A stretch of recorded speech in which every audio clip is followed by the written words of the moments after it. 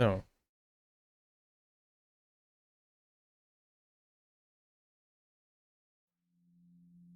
all right. Konnichiwa, minasan, yokoso. Welcome, welcome back.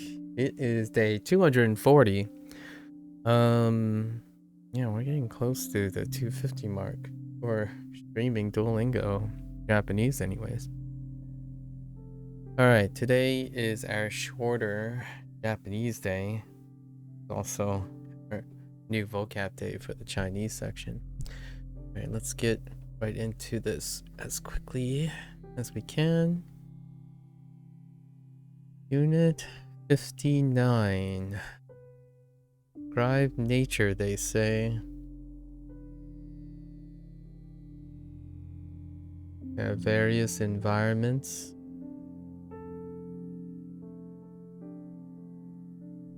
Niwa.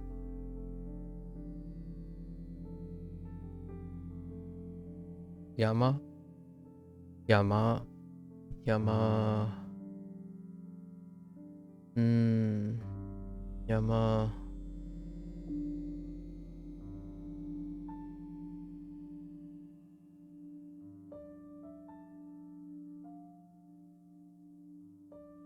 Ike.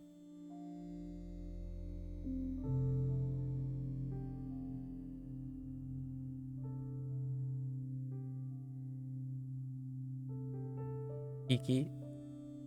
Kiki. Kiki.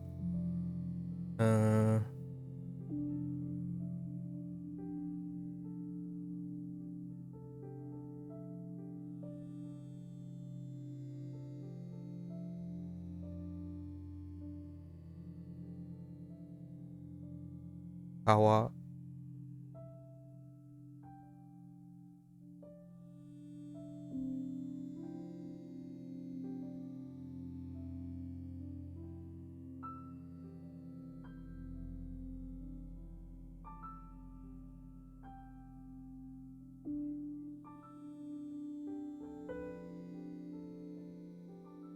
Koen.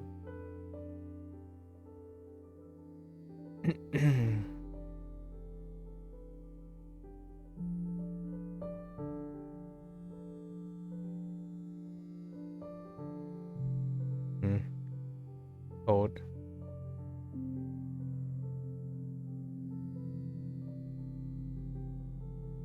Oops.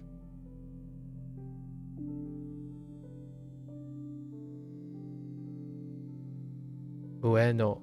Ueno.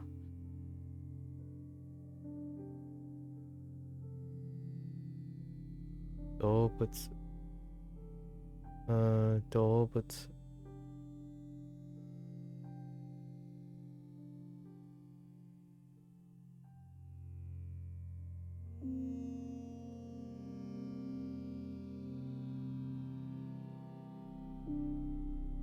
Dobutsu. And Dobutsu.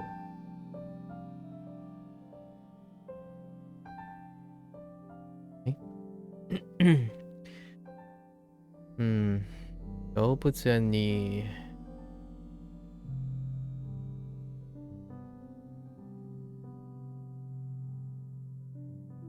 あと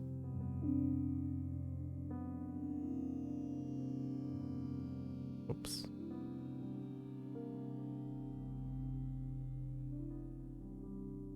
馬馬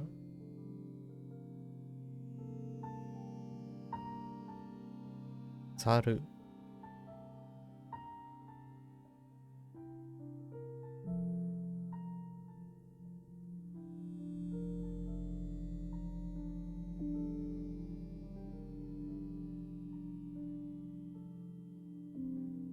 すねね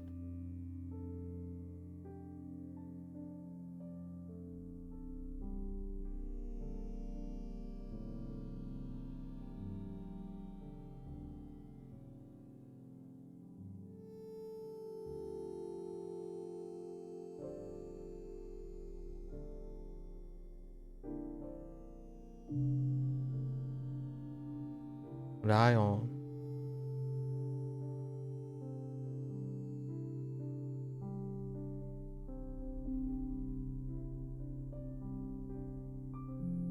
Panda.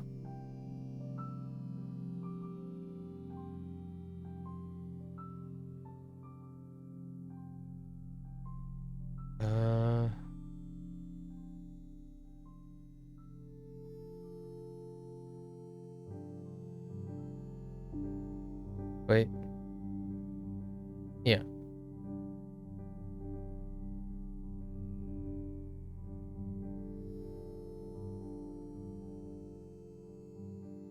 Shika. Shika.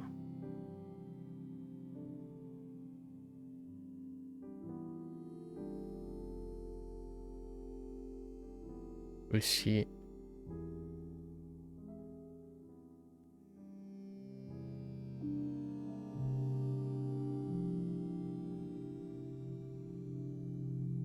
Uma.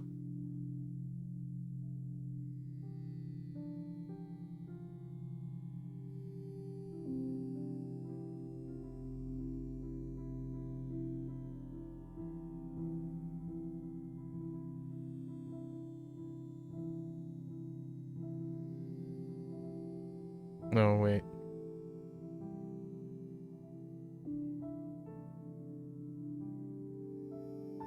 Ki. Ki. Ki.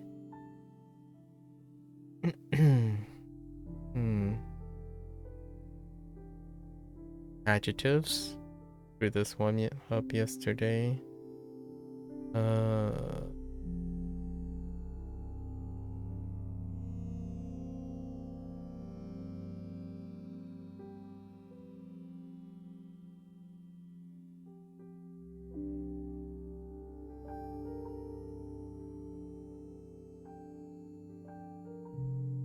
Air stroke here? I think so.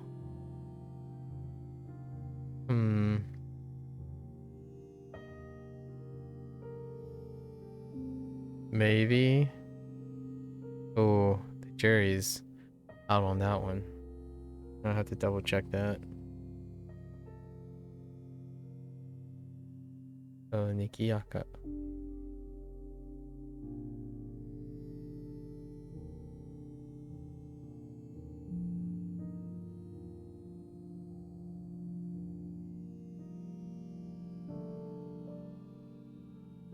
Shizuka.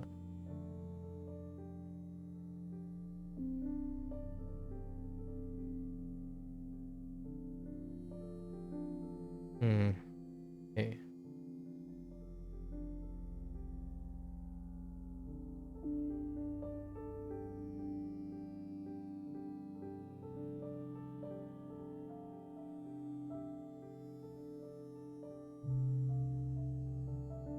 Ori.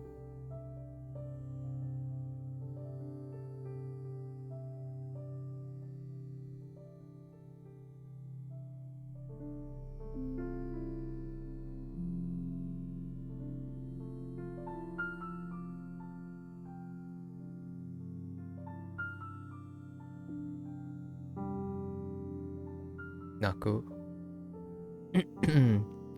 Naku. Conjugation. Ite. Oh. Naite.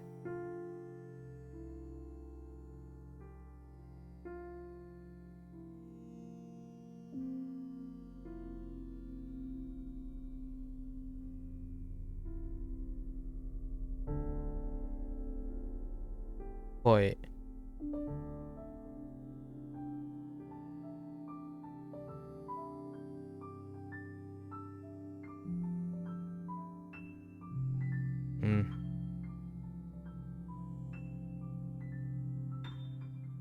Koi o suru.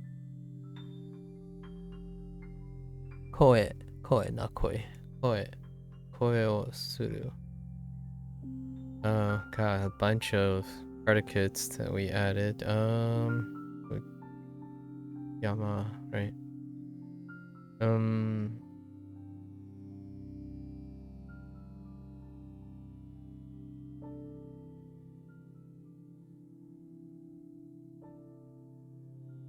oyogu, which is ite. So oyoite.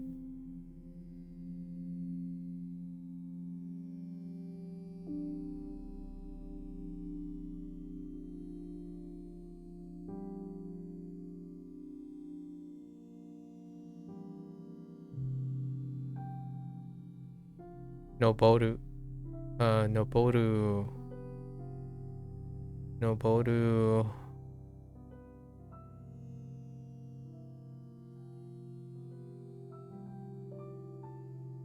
Nobote, nobote.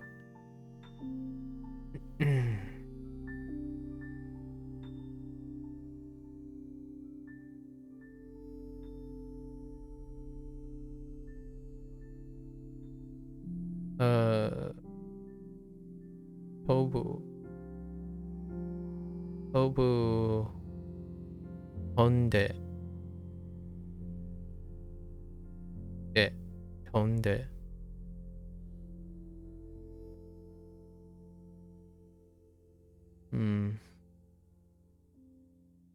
Might have been one more.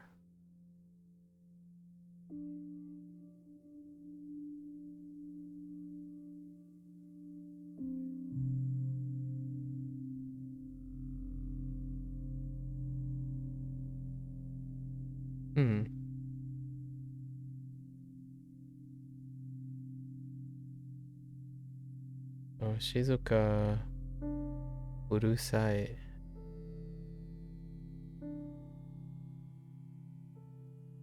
Nikiyaka. I get Sumaranai.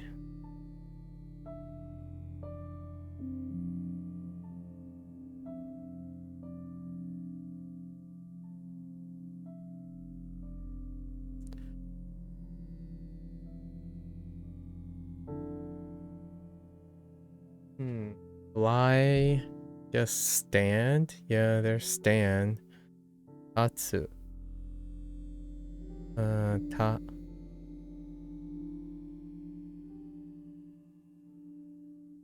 Tatsu. Which becomes tate.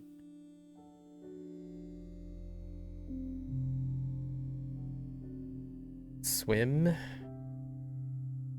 We have hashiru and hashiru and haruku. That's fine.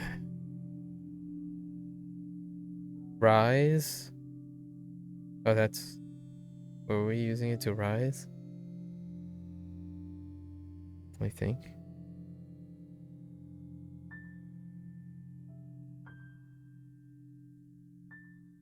Were we using it to rise? Older. Maybe not. Maybe yes, maybe not. I don't remember what context Noboru was being used. Okay. Do we have adjectives? Adjectives. Oh yeah, Nikiyaka and Shizuka. Predicates, nouns, places. Already. Okay. That's fine. Alright. Clean out unit 58. Not last yet. Where are we at with describing it? Somebody say modulo. I don't know if Sub-Zero is still here. Describe belongings. Belongings. Right. Oh, we do fuku.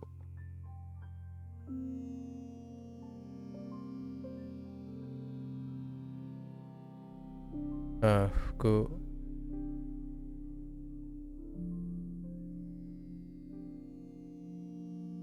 Iro.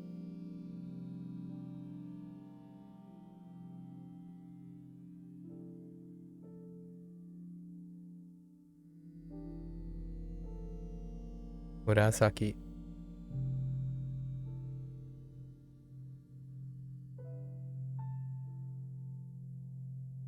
はい。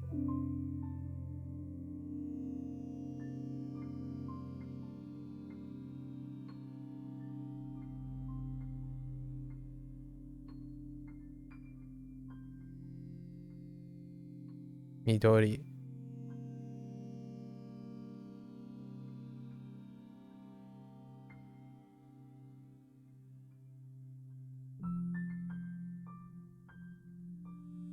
春。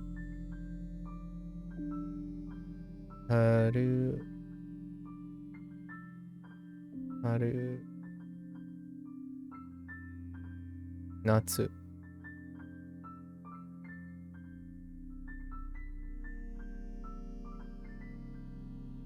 秋。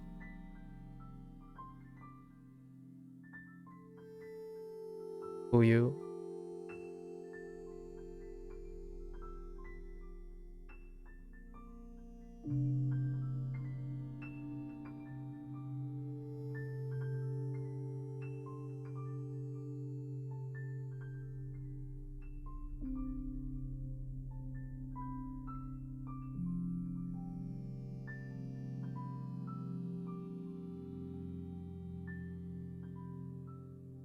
手袋。手袋。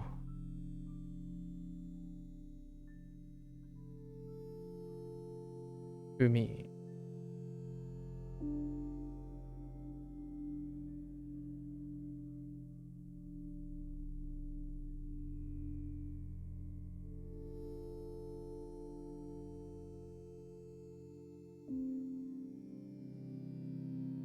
うーん。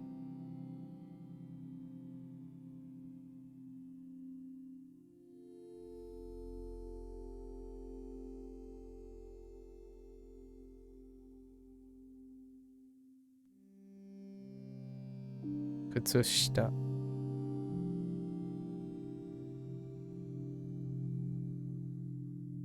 足。足。うーん。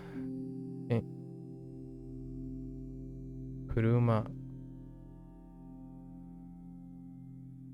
台。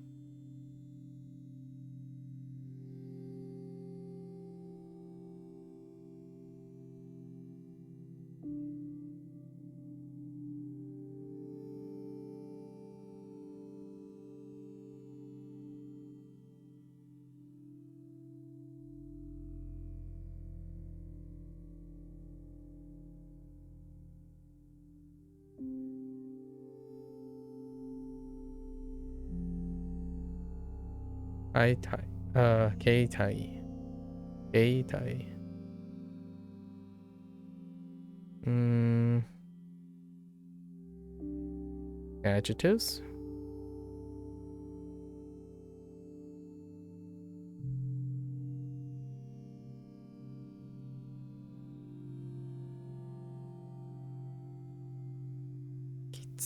きつい。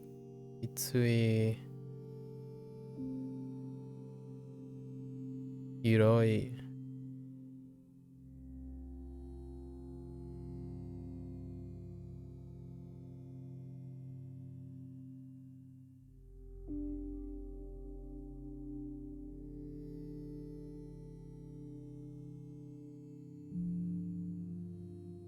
早い。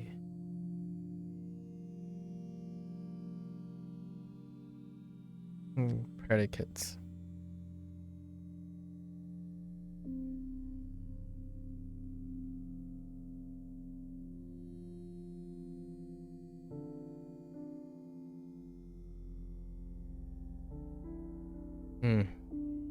choke water. Ugh. Keep doing the same thing.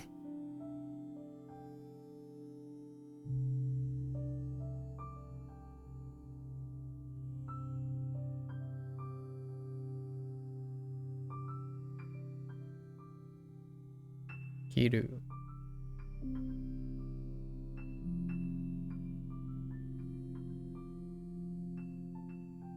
Nugu.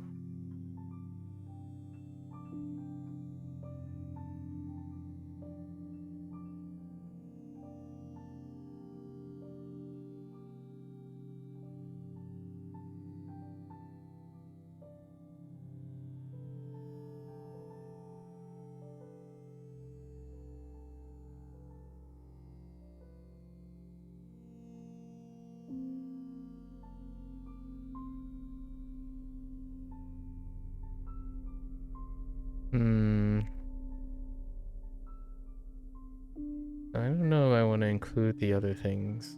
And, well.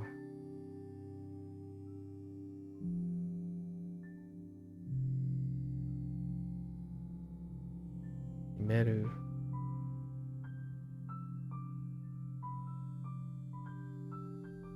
Akeru.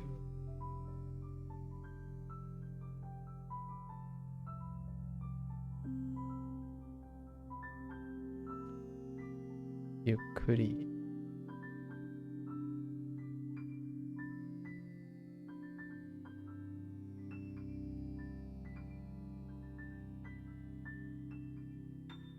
Stomeru.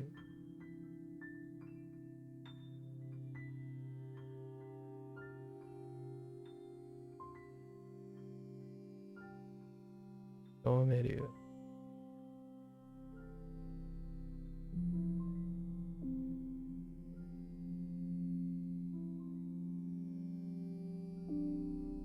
Tsukeru.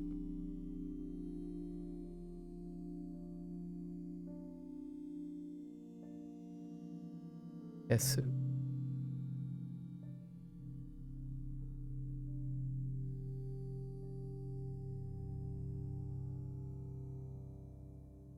Motsu.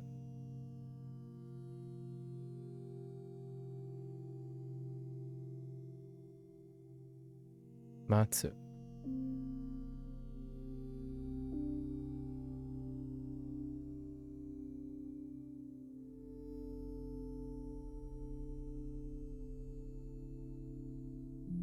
Okay. Yeah, we're good. I don't think I did anything. All right.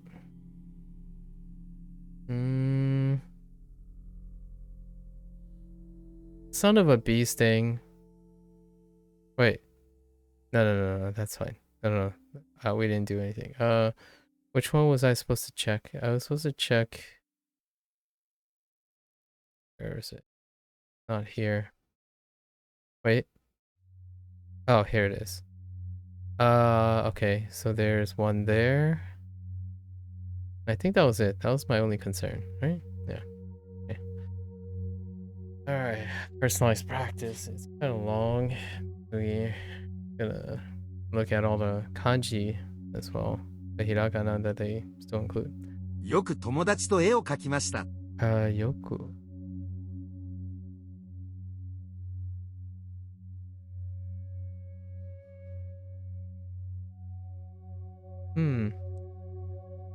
Yoku.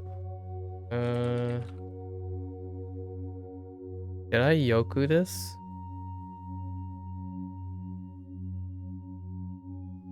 No. Yoku tomodachi. Tomodachi.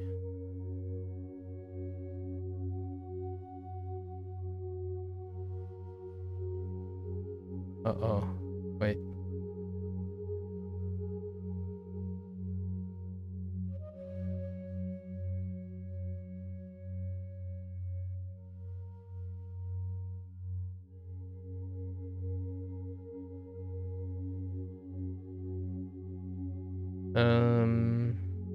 Wait.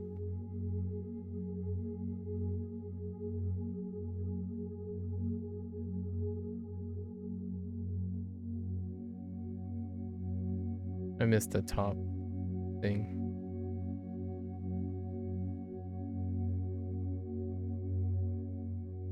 Could be better. Tomodachi to 絵を描きました。絵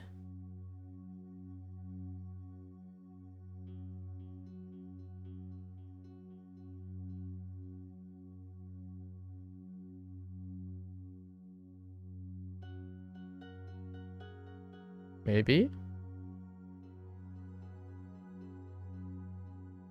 Dang it.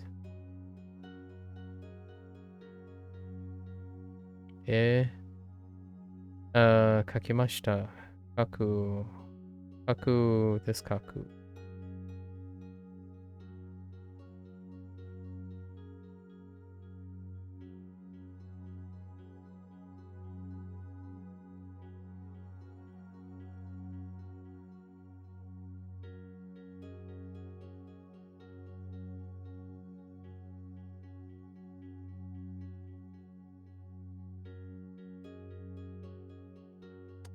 Dang it. Getting these crosses. Alright, I forgot the cross in Bay a couple of times too. Oh, and there's no like, it's just one.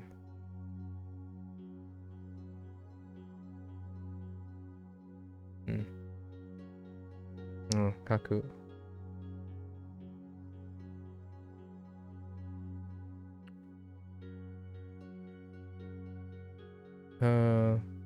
Yoku. よく友達と絵を描きました。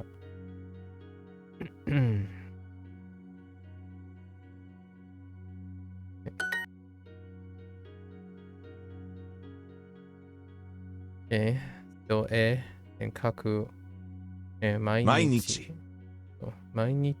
絵を描きました。クラスメートに電話します。クラスメートに電話します。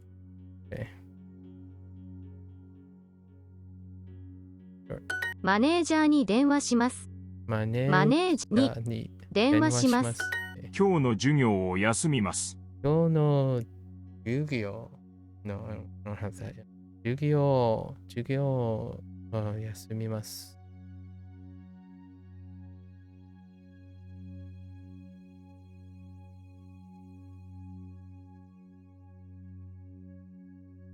Wait. Today's class. Add an instance of anti-counterfeit kanji at an antique show this past week. That's interesting. Anti-counterfeit kanji. No.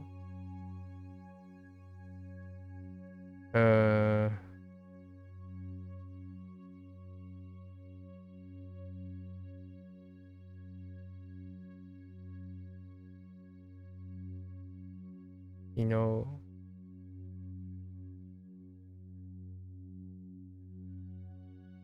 am I being a pep? Oh yeah, I am being a pep. Right. Yes. Kind of off-centered. That's fine.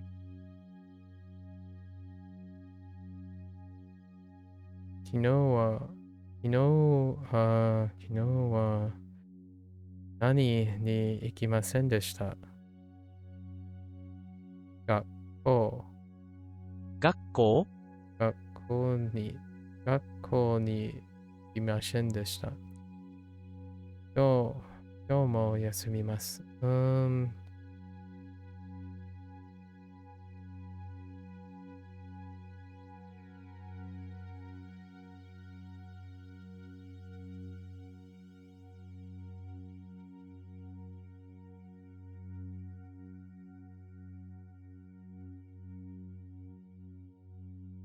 Right.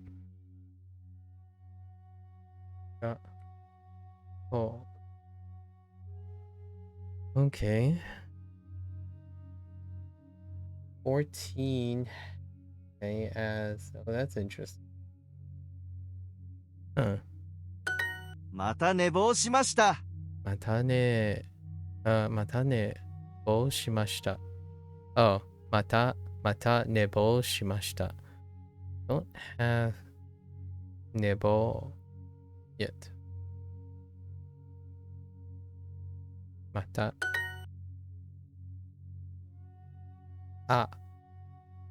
寝坊しました。もう time もう7時です。7時。寝坊しました。寝坊しました。数学の先生は厳しかったです。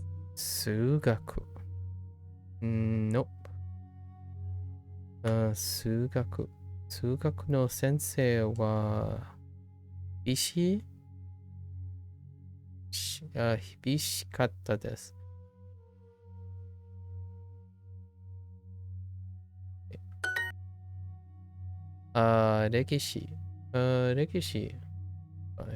歴史。Oh no. I don't know.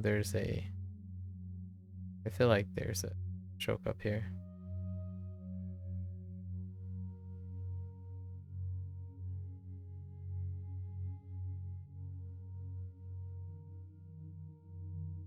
Rekishi.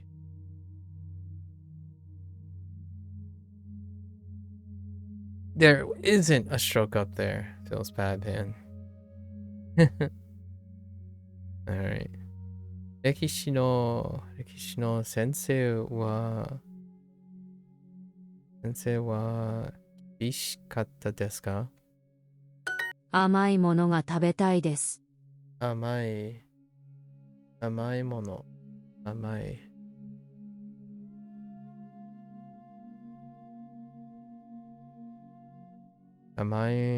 Oh no. Oh, that's interesting. I'm kind of curious if it ends up being 甘いものが食べたいです。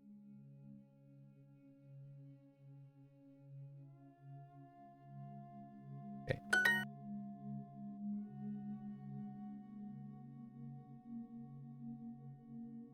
Man, your kanji skills are really... I can't draw either of those. Kanji what?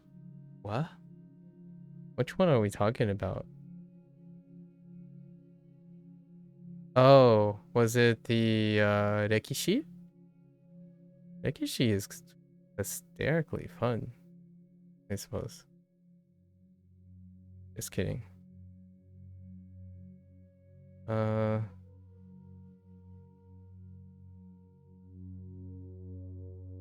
I'm kidding. It's like putting two trees, right? Two trees underneath a highway. Two trees underneath a highway, and then make a cow. Cow lost its hat. If you know what I mean. Cow lost its hat. Shelter over trees.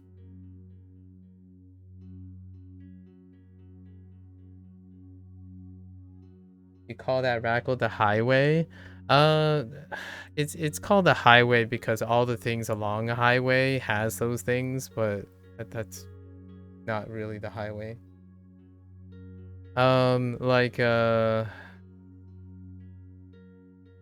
It doesn't really.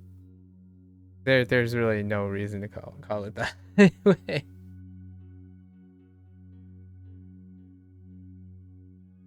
I don't actually. Yeah, that's a good question. What's the difference between this and this? I know I get that a lot though. Like every time I write this character, I'm like, does it have a stroke or does it not have a stroke? Yeah, the reason why what is it was in a lot of early things. So like it's in traffic lights or like things dealing with traffic lights. Things you find along the road, and I don't know. The only reason. The 3 dots are always for illness. Oh, that's interesting. I haven't made that connection yet.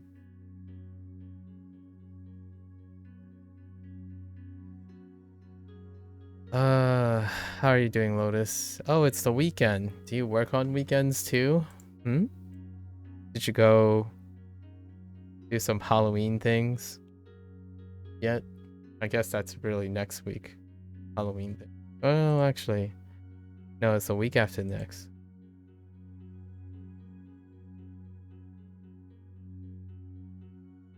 I completed my prompt today. Only one prompt for today.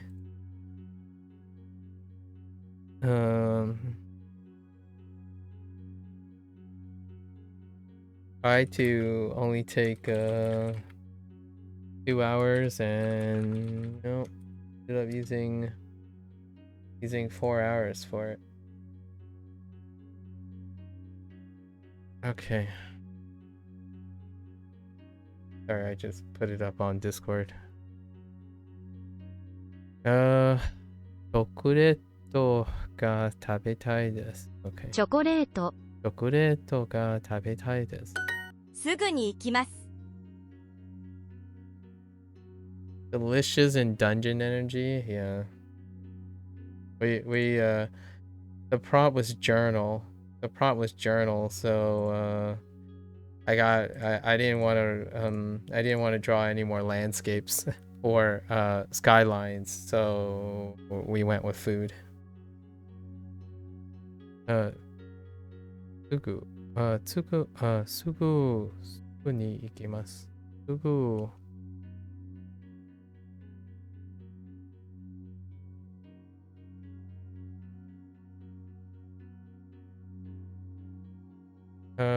We got Sugu, right? No Sugu. I'm thinking Tsuki.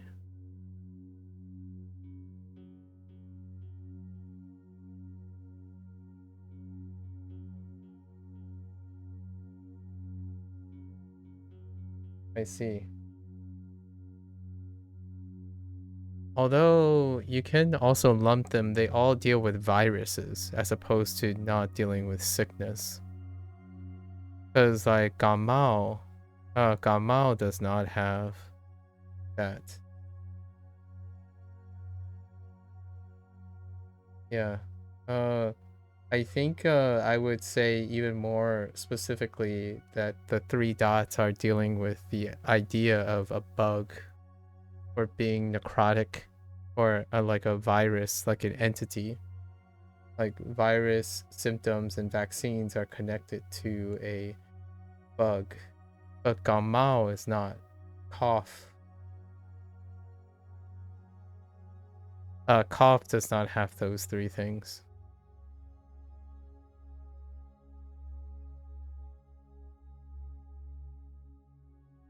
Fa Xiao doesn't either, which is fever.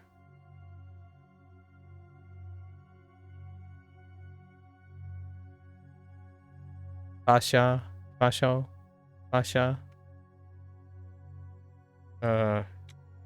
Fa Xiao. Yeah.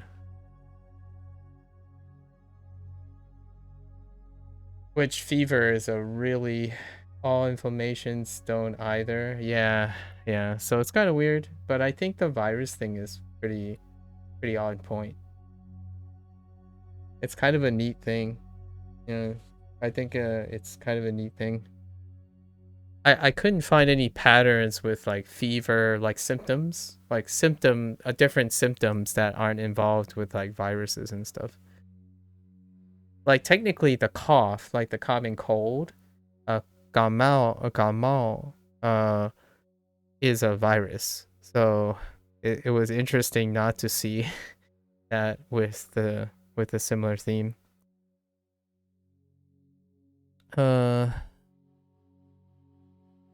Right away, right? Tsuku, yeah, I will go right away. Cool.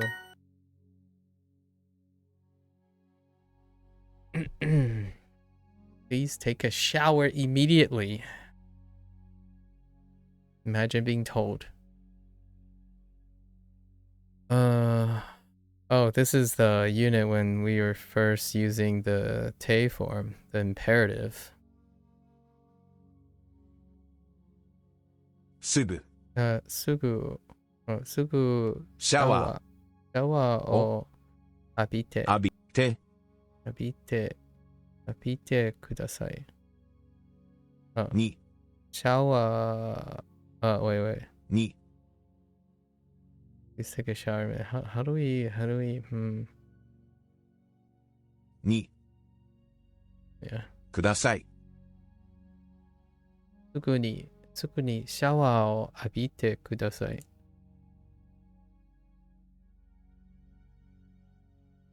Listen, they're telling you to take a shower, okay? Don't be adding me.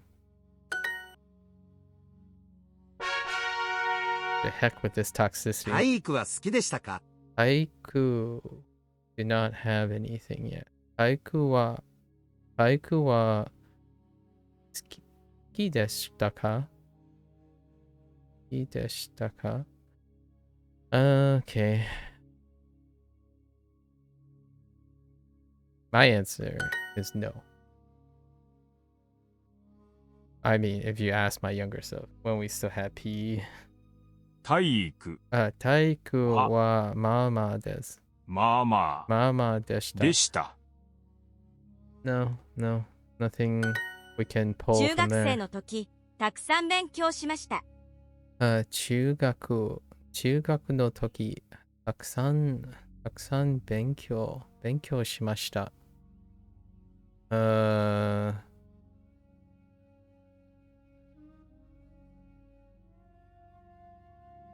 そう、勉強、right?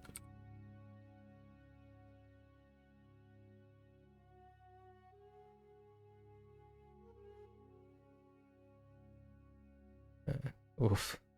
Oof. はい。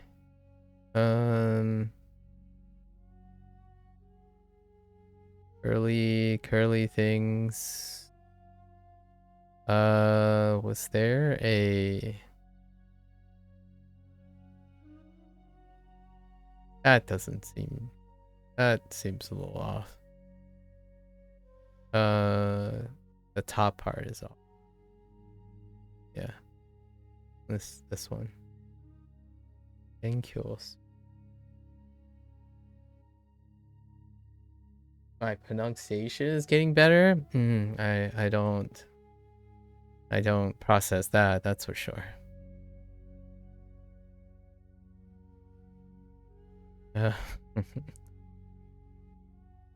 中学生の時、たくさん勉強しました。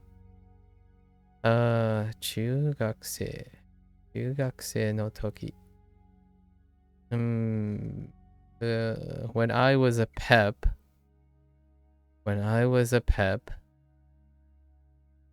中学生。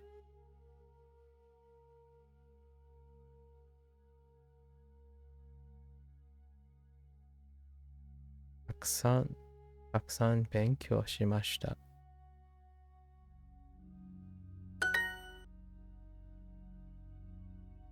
クリニック、勉強、シャトルバス、ス、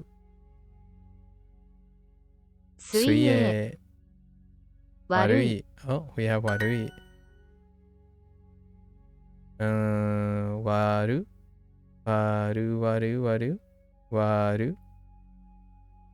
悪い。Alright. どの店がいいですか？どの店がいいですか？どの店がいいですか？ Nope. We got nothing. じゃあ、どの店が Okay. 新しい店に行きませんか？ What do we have? 新しい新しい店に something 行きませんか？新しい店に行きませんか？新しい店に行きませんか？ Okay.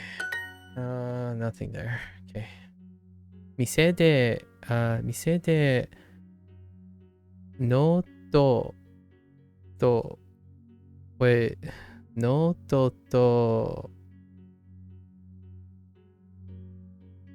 ンペンを買います。店でノートとペンを買います。買います。買います。あ、椅子はとても低かったです。椅子 We have 椅子。椅子 tree person sitting on tree. Like that. Tree person sitting on tree. Wood person sitting on wood. Isu. That's how I remember isu.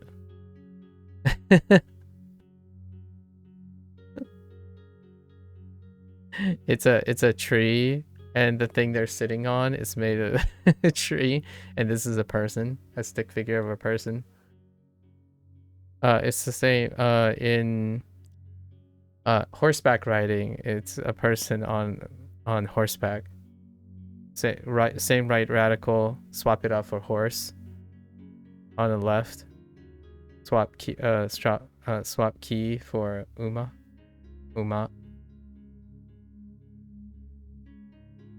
Okay. 椅子はとても低かったです。低かったです。低 I don't think we have low, right? 低い. Oh wait. We do have 低い. Oh no, and I don't remember 低い.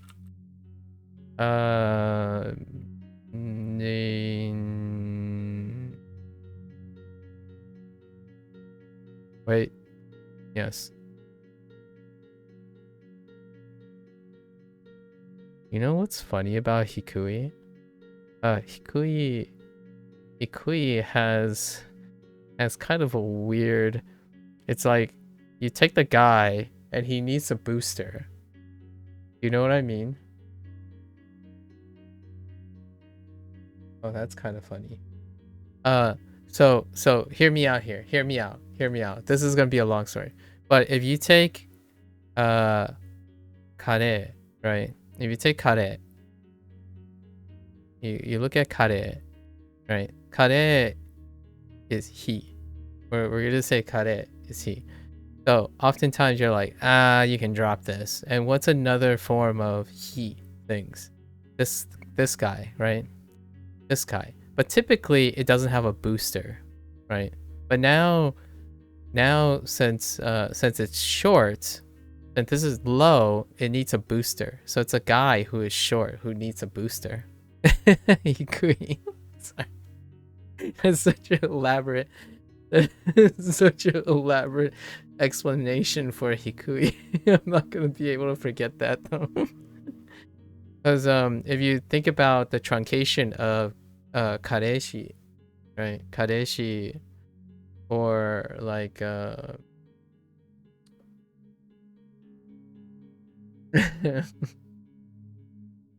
kareshi, or like unions, like kon. Usually this character, this radical, ends up being like, quote unquote, in my opinion, the male part of the character. So you just have a male with a booster.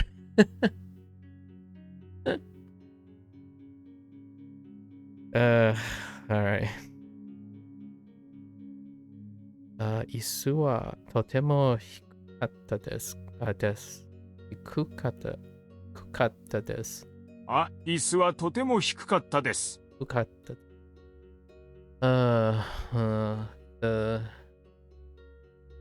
椅子は、okay. It's flood plus fire, but it just resembles a smoke volcano. I see that. That's pretty good. That's actually quite nice. I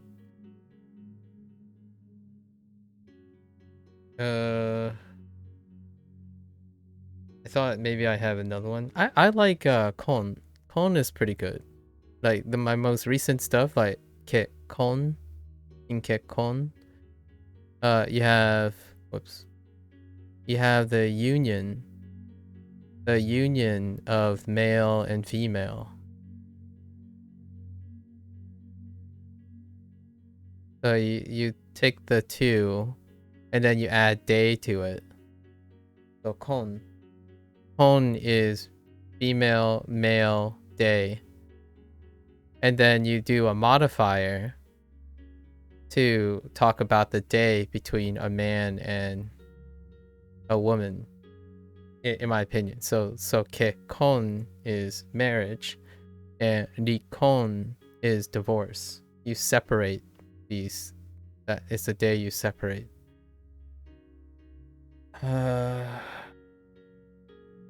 Because what good in life is a wife and child? Yeah.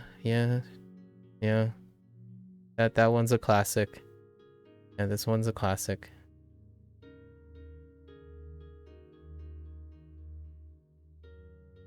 This one's pretty good too.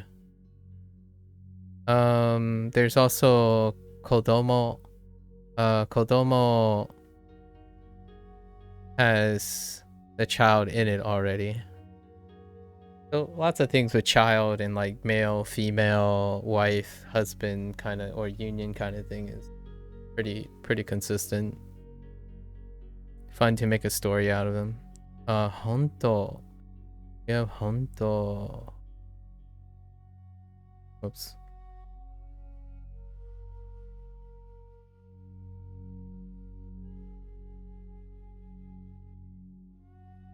Wait. Yes.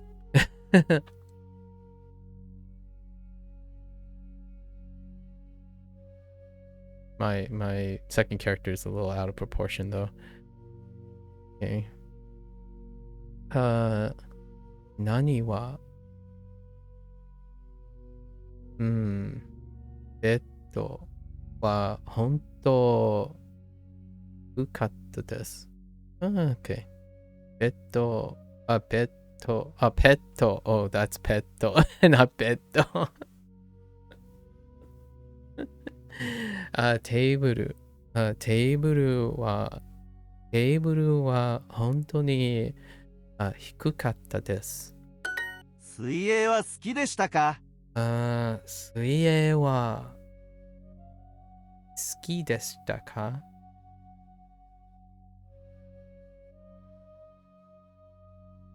I didn't. I sank. Classic sinker. You know the thing about swimming is we had to learn how to swim. You had to pass swimming, by the way. I don't know if that's internationally a thing relatable by other people. However, you had to pass swimming during PE when I was growing up. And there was a way that you can take the paddle, so you can take a floater like a board, like a body board, to like still have to be able to pedal your way to one end and the other end of the pool, a specific amount of laps to get full marks. I took one of those paddle boards, and I kid you not, I sank holding on to that thing when I was younger. Like, I didn't trust those things anymore after that. To this day, I'm like, it's a desperate struggle to get like one length of the pool. But man, there was a time when they said, "Oh yeah, you just grab on the board and keep treading water, tread water to stay up." And I kid you not, I put my body on top of that floating device, and I still got to the bottom of the pool.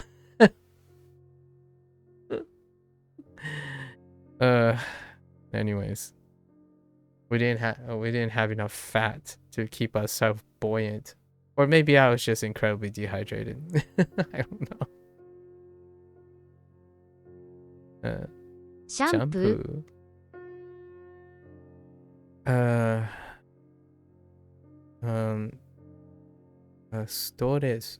Oh, stress. ストレス Stress. 水泳。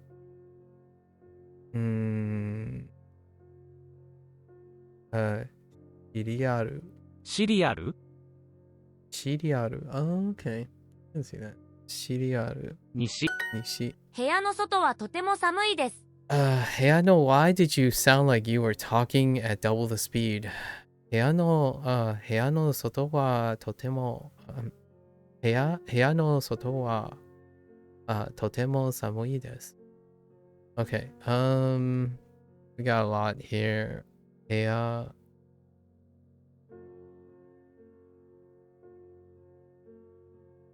部屋。Oh, wait.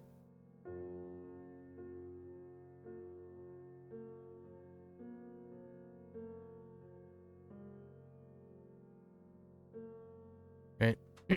was there a little blip up here? No, right? Yes, right? No. It's always I don't think so. We're gonna trust our gut feeling. I didn't write it the first time. We'll trust it. No, 外はとても寒い。寒い。寒い。寒い。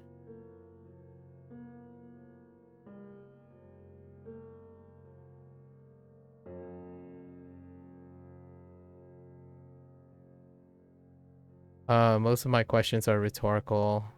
I'll eventually look up if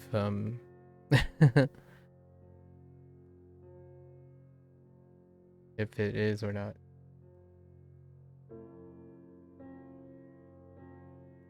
So they're rhetorical.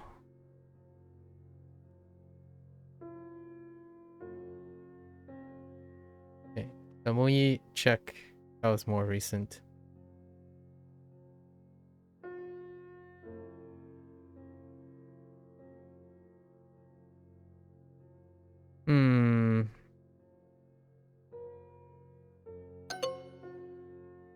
Dang. Wait. Oh. Outside of the room. 暖房のリモコンはテレビの隣です。Okay. I forgot about Totemo. It's fine. Doesn't affect the meaning, really. Danbo, Danbo. Nope, no Danbo. Danbo no Rimokon. Rimokon wa. Danbo no Rimokon wa. Terebi no tonari desu. Tonari. Oh, okay, Tonari. Tonari is kind of a monster. Let's see.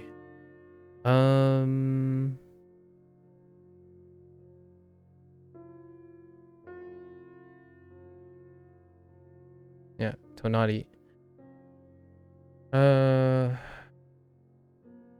That's Tonari, right? Yeah, that's Tonari.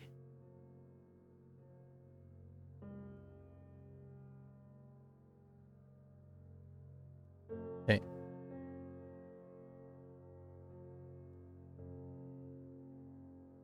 Yeah, forgetting words but being grammatically correct shouldn't be a total fail. I didn't forget the word per se. I was being complacent as to not read it again after extracting the kanji conversion.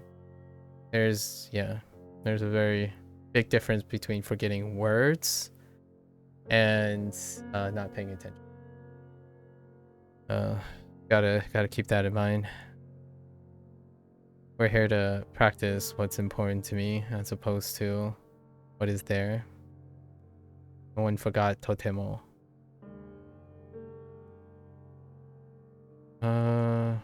Let's see. So danbo.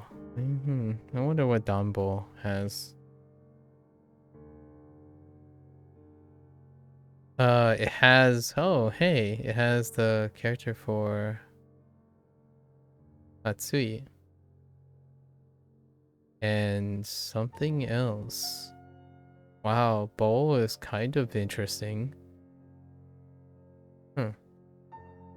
Dan checks out. Bowl? No bowl. I don't have an example of a bowl. Okay.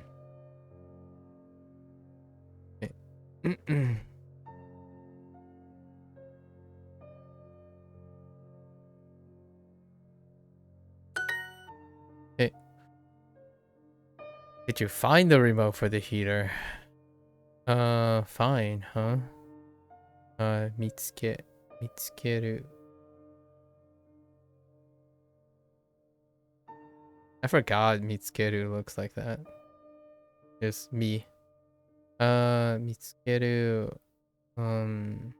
Did you find it? So, Danbo no Rimokon o mitsukemashita ka? Mitsukemashita ka?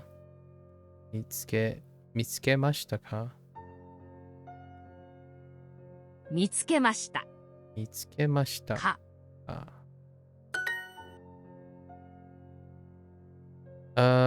Right, the reverse. 部屋部屋の外はとても寒いです。部屋の外はとても寒いです。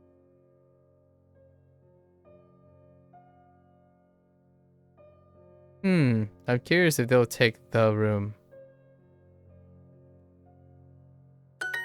Yeah, you better take, or of the room. Outside of the room. As opposed to outside the room.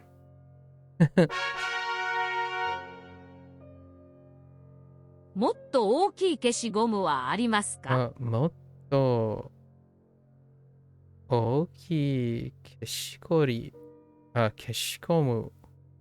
消しゴム。What is that hybrid? 消しゴムはありますか? Ooh, things were awkward back then. Far more awkward. 消しゴム. I still don't have keshi, actually, in this context. Yes. What did they ended up using? Gomu. Oh, off? Oh, that makes sense. Offing gum? Erasing gum? Yeah. So technically, we got keshi. Oh, keshi. Yeah, we got kesu. Keshikomu. Interesting. Keshikomu. Motto. No, motto stays. Motto ookii keshikomu wa arimasu ka?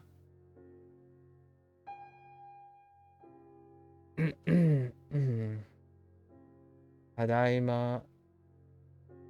Yabai? Which one's yap? Well, I don't know what yabai means anymore. So, yabai. Oh. Wait. What's wrong?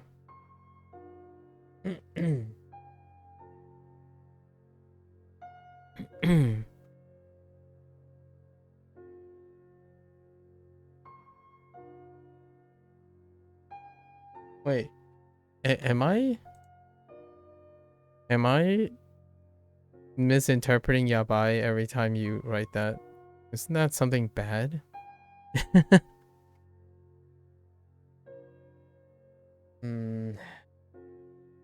Kono an kon de to hongo o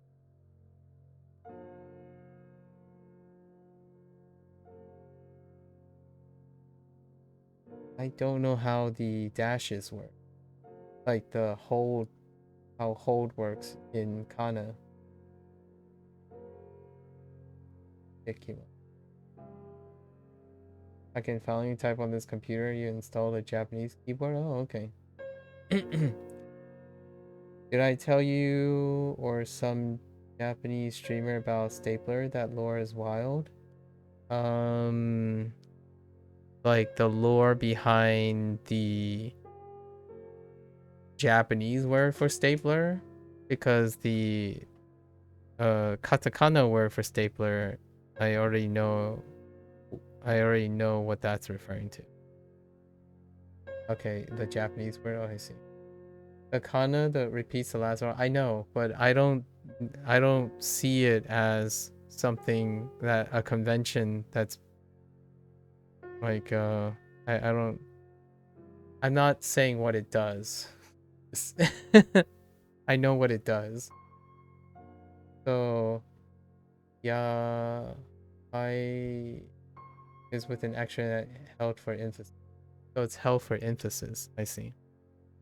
The holding the vowel thing, I know what it is functionally. I don't understand what it's like. What I mean is I know what it means sound wise. I don't know what it means functionally. Like why would you hold out those words, vowels? So what, does it emphasize the whole thing if you're using two of them, or does it not? if it's, can you hold out any syllable? You know, all sorts of uses, language get crazy in daily. So if you hold out any of the words, or do they use per word basis? Because you have, yeah, you have two here. Yeah, pai, poo, paipu. What does paipu?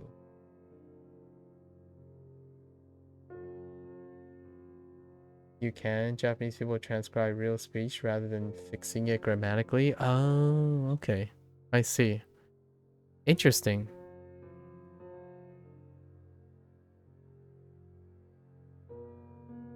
So if someone said it in a weird way, they'll also write it in a weird way unless it's formal. Oh, I see. I can get behind that. Basically English. I mean, like, English shares the same philosophy behind that. that I can get behind. Although they're using a different character though. So, you know, like they're using exclusive character, which still is very Japanese. Yeah. Oh yeah. Oh yeah. Wait. Here's a thing. Do they put one for every single one? Or do they place one? You know what I mean? Like, for every single hole, do they count how they hold something? That's kind of funny though. Is it really New Yorku I've been using, or is it new? Oh, that's fair. Yes, if it's 3 or more, sometimes they do. Oh, they do that. The little squiggly. Yeah, I've seen this too. I've seen this one. With the squiggly one. Okay. One of the Japanese people that I spoke with, he does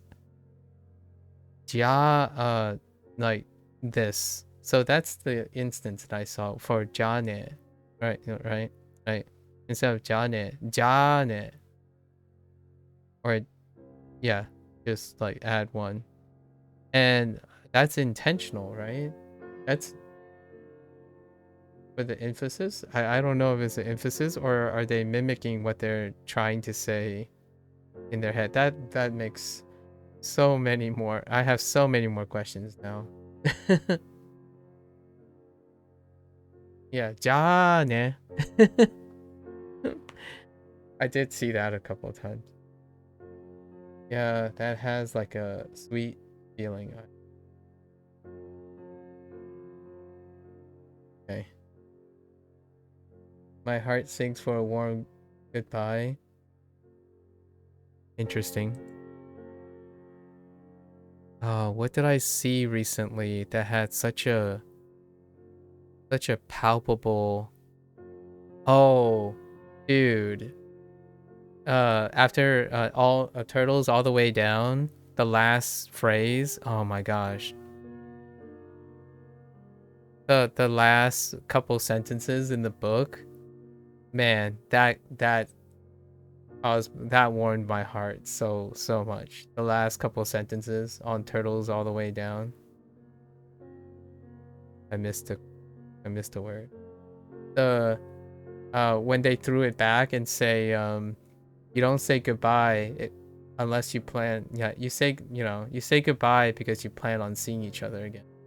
That changed my whole outlook with goodbye. Like that totally flipped the script. Most of the time I would say like goodbye would imply the opposites. It would imply that you don't plan on seeing each other again. But he totally...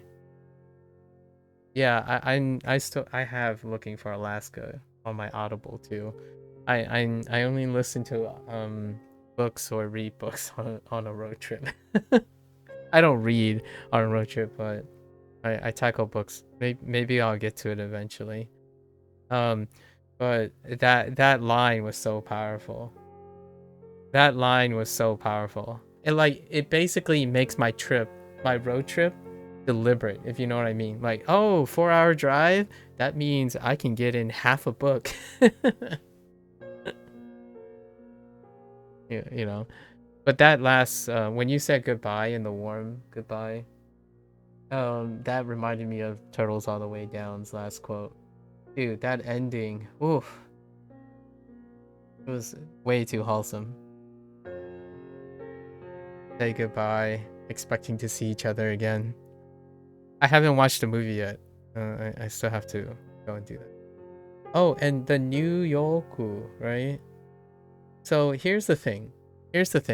I understand that katakana is trying to capture things, right?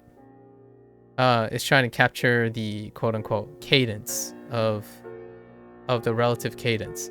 But man, I feel that Japanese people are hearing something that I don't hear. Obviously, that kind of is like, well, yeah, duh, we speak different languages. Like, hear me out here. While Japanese people can probably pick out all the like the pitch accents and pitchiness of, not to reference to Japanese.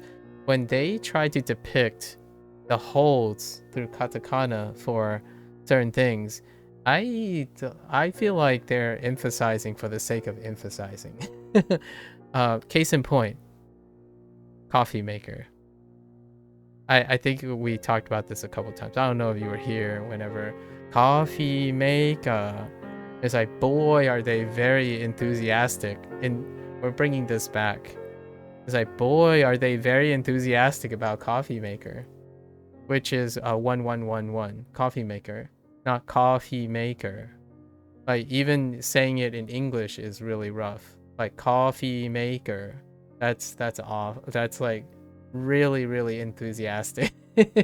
Like, oh my gosh, I really like that coffee maker. And my only thought was, yeah, they try to capture the stress accent that present. Yeah, but coffee maker is not that. It would be, I would say, if I had to, obviously it's from a Japanese perspective, so I totally understand. But it's coffee maker, coffee maker, not coffee maker, coffee maker, right? It is funny. Yeah, sometimes they capture it, yeah, wrong. I like it though. I don't drink coffee, but if I had to think about it, whenever I see a Japanese person look at an American, and they're like, the coffee maker is over there, because it's almost like, oh yeah, there's the coffee, like there's the coffee. We need the coffee. Even though I don't drink coffee, I can kind of feel why it's so enthusiastic. You being low, I'm sure you find that relatable. What if I took all your coffee away from you, Lotus? What would you do if I removed you from your coffee? I'm kidding. You talk about coffee far more. Your girlfriend doesn't let me make coffee at home. Oh really? Oh, that's interesting. So you get to drink battery acid at your company instead, huh? I would be a menace if you had coffee all the time. Oh, that's fair. I think there are things that Japanese people... Hear me out. I'm not saying they captured it like not concordant with what I'm thinking. I feel like there are katakana words that are emphasized largely because I think when they think about an American saying it, or like a whatever, an English speaker saying it, they're very excited. Like ice cream, right? But I get the cream, it does line up. The ice cream, right? The emphasis is on the cream. Totally get that. But then you have things like taxi, And taxi, taxi. I get the old school way. Like if you watch a really old film, and you say taxi, right? Like you hold a taxi out and you say taxi, like you're emphasizing like really hard. But now it's like taxi, taxi, as in the C is going down, so it's going taxi, not taxi. So taxi would be like if you're watching like a Alfred Hitchcock film or like an 80s 90s film, when someone's like trying to hold down a taxi, that's what I think of when I say taxi. Anyways, 0, 10, no being chilly.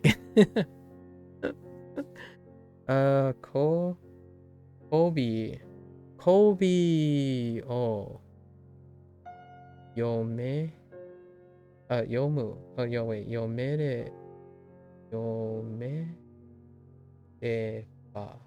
yomereba. So you saw, oh, I don't know what. So you did something with that something. Hold on, let me do this. I'll read this. I'll read this over here. My neck hurts. Oh, that's kohi. Sorry. Kohi. Kohi. Oh, so drink. No mere ba. Mere ba. Oh, that's the if statements. I see. So that's how you say if. Okay. And then zettai. Zettai ni zutsu. Zutsu shimasu. Interesting. So zettai is definite. Definitely. Interesting. Oh, that's how your head hurts, huh? I'm trying to... Where's the head part? I see the bad feeling thing. I see like the... itai. So the head part is that. It's tofu plus... Sorry, I think of it as tofu.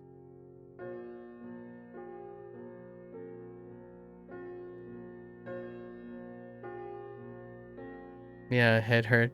Yeah. I didn't get head yet. Is that part of atama? That's probably part of atama.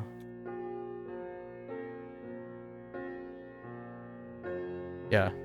Okay. Yeah, we didn't get head yet. No head. Whoa. Out of context.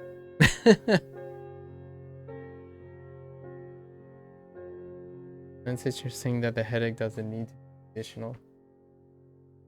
Yeah, atama is on the left. Okay. Interesting. And it's read differently. It's a different read as well. It's zutsu.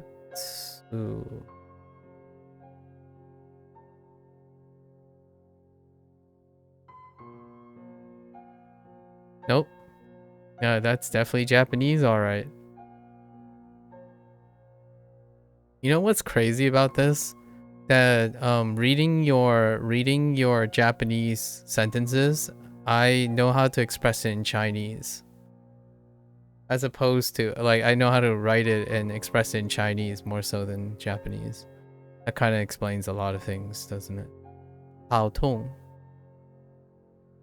Tao Tong. Oh yeah, tongue because of don't try to mix up Fujianese with Mandarin.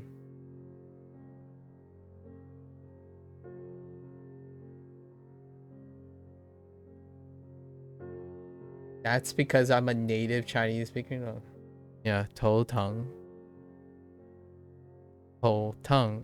Tou Tong. let's see. 头疼. So 因为 I mean 如果我喝咖啡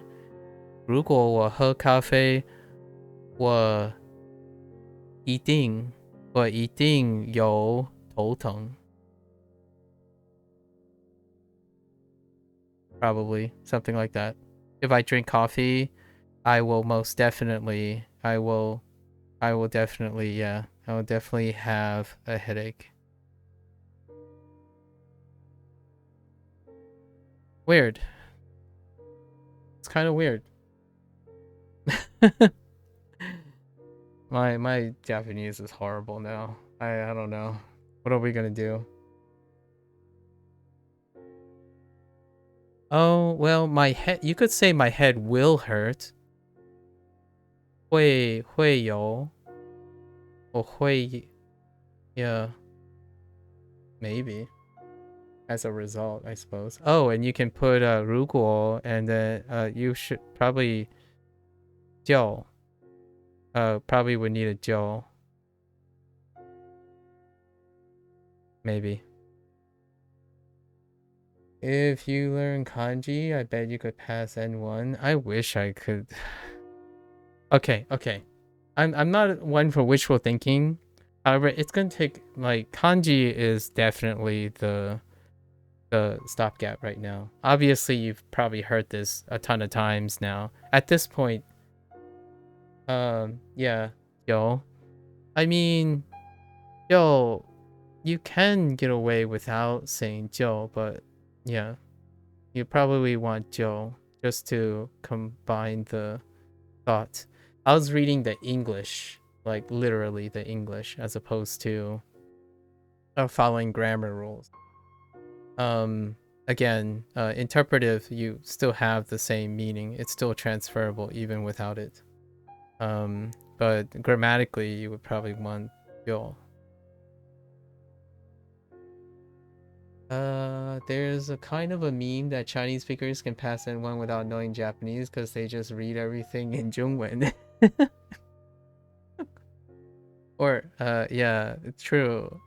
Or Hanzi. It's interesting. It really is.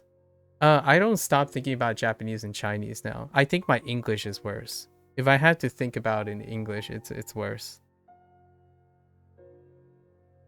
I feel that a lot of times that misnomer of, oh, because the structure is different, it's the stopgap. Do they make you write the kanji? Yeah. They make you write almost all the kanji, except for predicates. But what does that have to do with knowing kanji? Or I don't know who you're talking to here. Because knowing kanji, just because you don't just because they make you or don't make you write kanji, that doesn't mean you got the kanji yet. Lotus's comment, I was relating to Lotus's comment, even I don't know if he was joking or not. I was relating to Lotus's comment is because I don't have the kanji that Lotus uses still. It's different than knowing how to write and knowing them. I can't know kanji that I don't know yet. AOPT is multiple choice, I think. Yeah, which is the nice thing. That's how I, quote unquote, that's how I passed the mock exam, the mock N5 exam, because of multiple choice, which personally, it's okay. I'm an open-ended kind of guy, so if I can't write it and visualize it and construct it, then for me as a hobbyist, I don't know it. I don't understand it. I guess the word I'm thinking of is wakarimashita, right? Like I understand. I need to understand it, as opposed to knowing it. I think lots of people tend to say they know something as opposed to they recognize something. They can see it. And it doesn't internalize until I understand it. And I sound like a broken record. I'm sure I sound cliche like everyone else.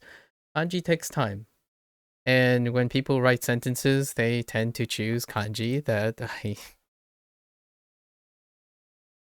I have not come accustomed to, which is fine because I like doing it. I like the discovery thing. Nihongo. See, that's just saying something is hard. But I don't have the kanji. I think that's trying to say something is hard. Or is the name of the JOPT? Oh, that's the name? Oh. Oh, that's interesting. So you have techie, or you have the study thing, right? This word. And then I thought about it in Chinese, which that didn't help. I thought you were writing Chinese for a moment. And this one deals with like the ability. So this deals with like an ability. This is taking. So taking some sort of like, this is part of exam. Oh gosh, you're moving up. So that's part of exam. The last two is probably exam. And then this is like taking, like a test, measuring something. And then this is Nihongo. And the only reason I know that is because of Chinese. And the only part that I know is Nihon. The rest is a guess from Chinese. So this deals with like measuring something, or like a study of abilities. And then the last two is test taking, because I know coincidentally in the last unit I know how to say exam in Chinese. And this is shi. It's the not simplified version, but it's still it's good enough.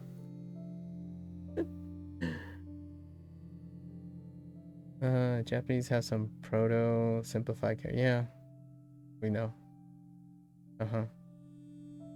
Oh, proficiency. Oh yeah, that makes sense.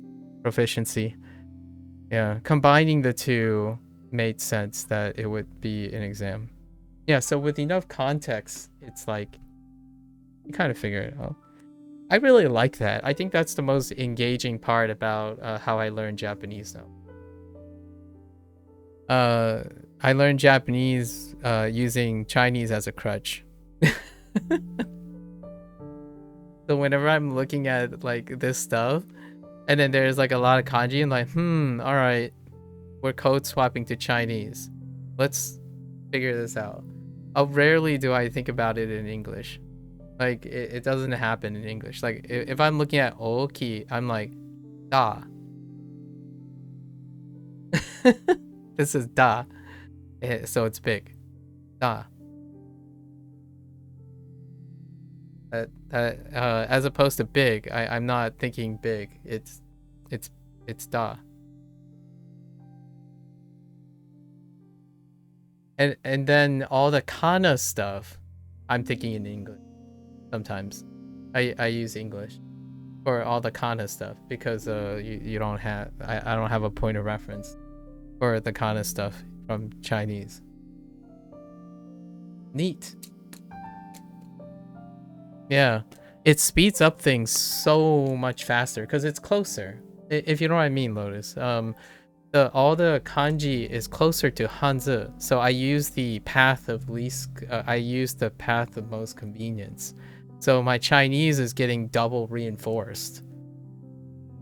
So I spent half the time learning Chinese, and half the time remembering Hanzi, because I'm using it as a way to learn Japanese, or remembering all the context clues and stuff in Japanese. So in a way, Japanese is kind of a core of what I'm focusing most of my efforts in studying. Like Japanese is still taking the most effort. Still. Can't tell you. You're thinking kanji sometimes rather than one of the two. Yeah, for sure. Yeah. Oh, what the one trade-off is my English is getting worse though. The translating is getting slower. Like, without a doubt, it's getting slower at translating.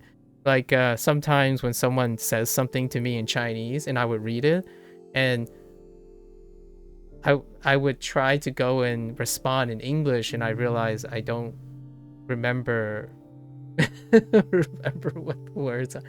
So that has happened multiple times.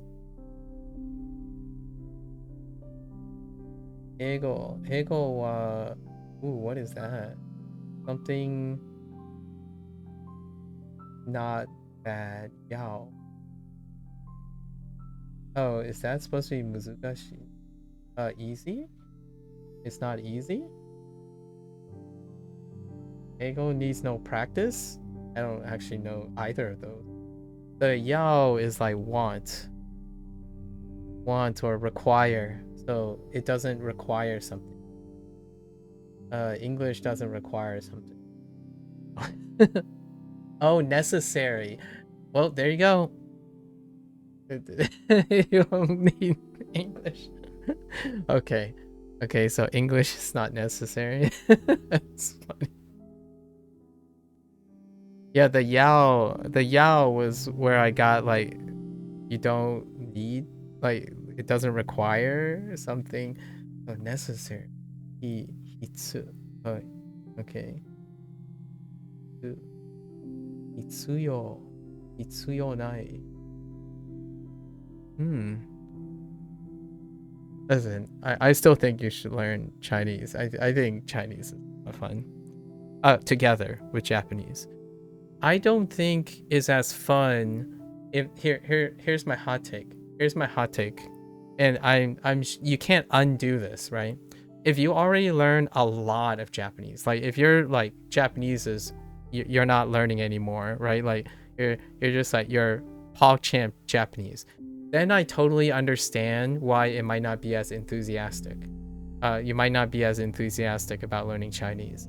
But there is something really fun about leveraging, still learning, actively learning Japanese and still actively learning Chinese.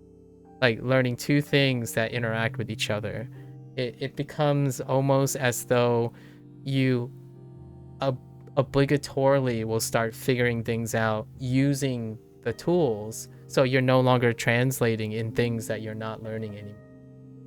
Or like using things that you're not learning. I might switch the order in which I do things in the future. Like start with Chinese, then end with Japanese and see what happens. If maybe most of my effort is because Japanese comes first and I'm like thinking in Chinese because it's the end of the day. I haven't, someone already mentioned that. Have I considered swapping the order, like starting with Chinese, then ending with Japanese? And I haven't done that yet. Maybe it's because I'm more energetic during the Japanese course, so I'm more inclined to use my Chinese. And then when I get to Chinese, I'm like kind of tired already, and I stop like relating it back to Japanese as often. But I think these two languages are pretty awesome together. If you swap up the order based on the kind of day you're having, that could be cool. Yeah, exactly. Yeah, my Chinese goes fast. Like Chinese goes really fast. I'm often not worried about Chinese at the moment. And it's not the idea that I'm getting more accurate. I don't think I'm any more or less accurate than Japanese. Like it's pretty negligible. It's the how much stamina and fatigue I'm expending.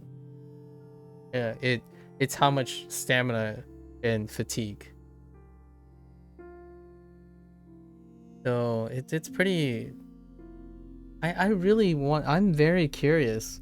Like I'm talking about like Duolingo wise, right? I think Duolingo is like a 98% compliance. What I mean by that is, with time and everything like normalizing, I feel that your accuracies should be greater than 98%. What I mean is doing the task itself on hand. because it's very difficult to, like, I don't want to make it sound like if you are having difficulty, that's a big problem or something. For someone that slows down enough, I feel like given time, you get the right answer. Like you're highly accurate on its own. Now, whether that leads to fun and enjoyment, I don't know. I think I like that they offer more than one language. Not that it's equally as compelling or that great or, whatever have you. It's on one platform. So you can do both. You can bounce back and forth. And having one house of people with combined philosophy, the Japanese is stacking right on top of the Chinese right now by coincidence, by sheer coincidence. For me, the Japanese and the Chinese is stacked on each other. Their units are almost within 1 unit of each other. When Japanese is talking about weather, Chinese is talking about weather within 2 units. So every time I learn something new in Japanese, it also occurs in Chinese. So the characters are also similar. So when I'm trying to think of an example. So this unit was, dang it, I'm still in personalized practice, aren't I? What was this unit? This unit was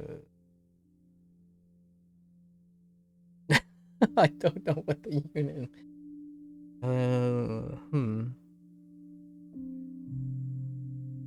Oh gee. It's not weather. Classes? It's not classes. Belongings was last unit. I don't know. Whatever this unit is, it's within the last 2 units of the Chinese course. So like either before or after, plus or minus 1 unit. So you get tons of overlap. Almost makes me think what would have happened if I started both at the same time. No, I don't think that would work out. Fine. All right, let's get back. What was the lore behind the stapler? Let me think. I missed the lore behind the stapler.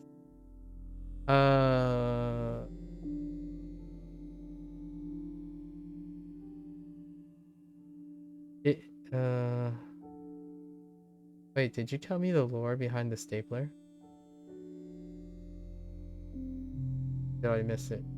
No, it went straight to the New York top. I think the katakana for stapler is mean. And I just say Hotchkiss. It usually says something a while ago, no clue. Yeah, I looked up. He went from the stapler to New York, but he said yeah, but I wasn't sure if it's for the katakana Hotchkiss. What is this? It's Hachkisu. Hachkisu. Hachikisu. Wait, I'm missing one. Hachikisu.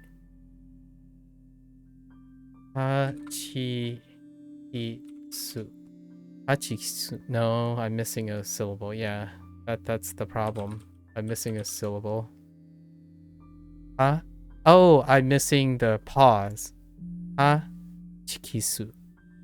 Hachikisu. I'm missing the pause.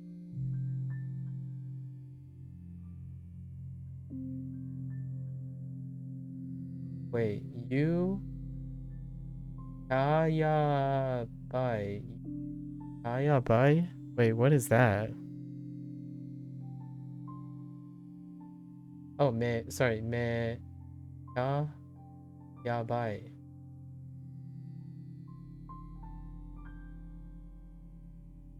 What is that? Stapler?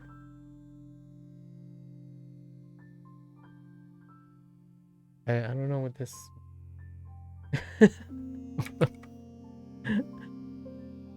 Hold up.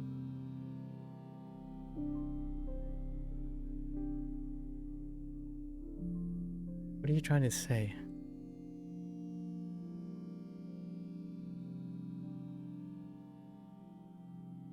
Mecha is totemo for very, but in the Kansai accent. Oh, okay. And then yabai, oh, bad. Oh, yeah, very terrible. Very crazy.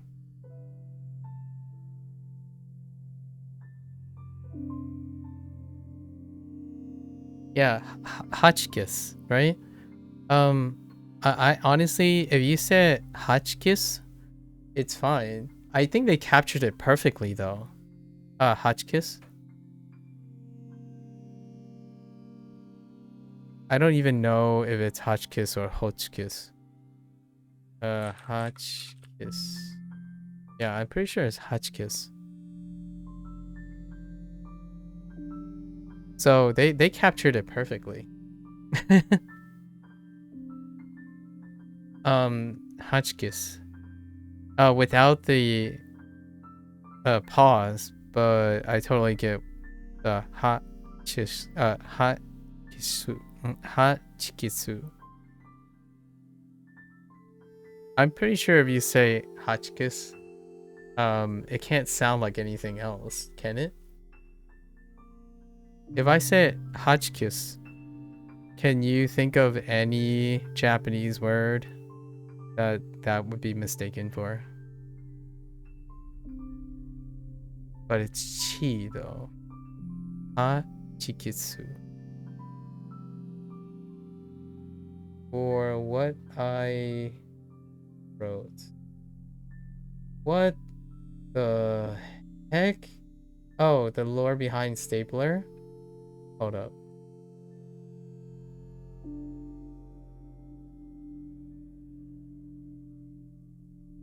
Okay.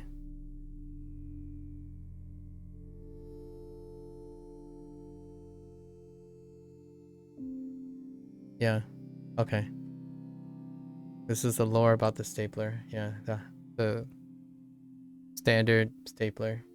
Do you own a stapler, Lotus? I haven't used a stapler in a long time. However, in my youth, when I was a wee young lad, I most definitely had one of those staplers. A Hotchkiss stapler. You don't own a printer, probably? You don't own a printer currently? Yeah. Printers. Okay. Do you have bigger... I'm stuck on Hotchkiss. Do you have a bigger... Oh, eraser. Ikeshi... no. Oki... Eshikomu. Eshikomu. Okay. What do you do on weekends, Lotus? I'm curious. Do you bring work home? What do you do on weekends? You not the atypical weekend. Chat with me. I don't know. Thankfully don't work. I see. Did I already ask you, do you like your work? And sorry, that's too general. Is it a net positive when you go to work? You do a lot of stuff with your girlfriend. Today we went to a seafood festival. Man, why are you so edgy? What'd you get at the seafood festival? Californians, so edgy. I mean, that's cool. What I mean is that's cool. Sorry. Some clam chowder? Oh, dude.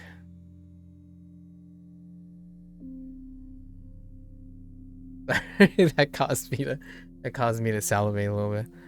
Oh, that sounds amazing. All right, say no more. Your job is frustrating. You really like what you do, making cool patterns. But your billionaire boss is very controlling and a narcissist. I see. That's understandable. So overall, sufficient. Maybe a net 0, but not like a net negative. I've been curious because I've been out of work for so long.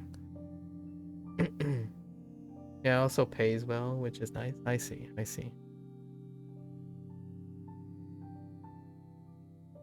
I've been asking lots of people whenever I have the opportunity. I think it's about a 50-50. Some people are fairly mum about it, and it's like I understand that. Like where I'm talking about older people, right? Because other than that, the vast majority of interactions are students or people who are much younger, are still looking to see what they're doing. My general curiosity is what type of people are still hanging out and having time to interact in this manner way and still hold like a position. You're probably the most consistent person I know who has a job professionally, probably a net neutral relationship with their job, and still have activities and stuff that seem remarkably enthusiastic, right? Like what I mean is you're probably a poster child for for a healthy lifestyle right now. Like for me, I can't be a representative for a healthy lifestyle because I don't have a job, right? Like I would be more the exception as opposed to like some sort of person who can provide information or something about work-life balance. Working on it, you could do better in your social life. Interesting. Like in a professional setting, or you have your girlfriend, right?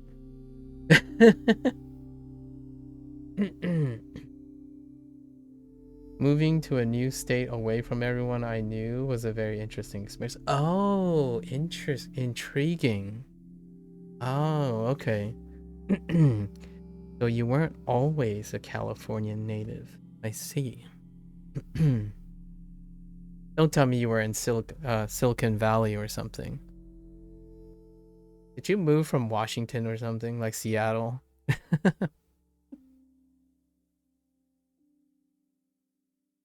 In before, it's like, no, I came from Idaho.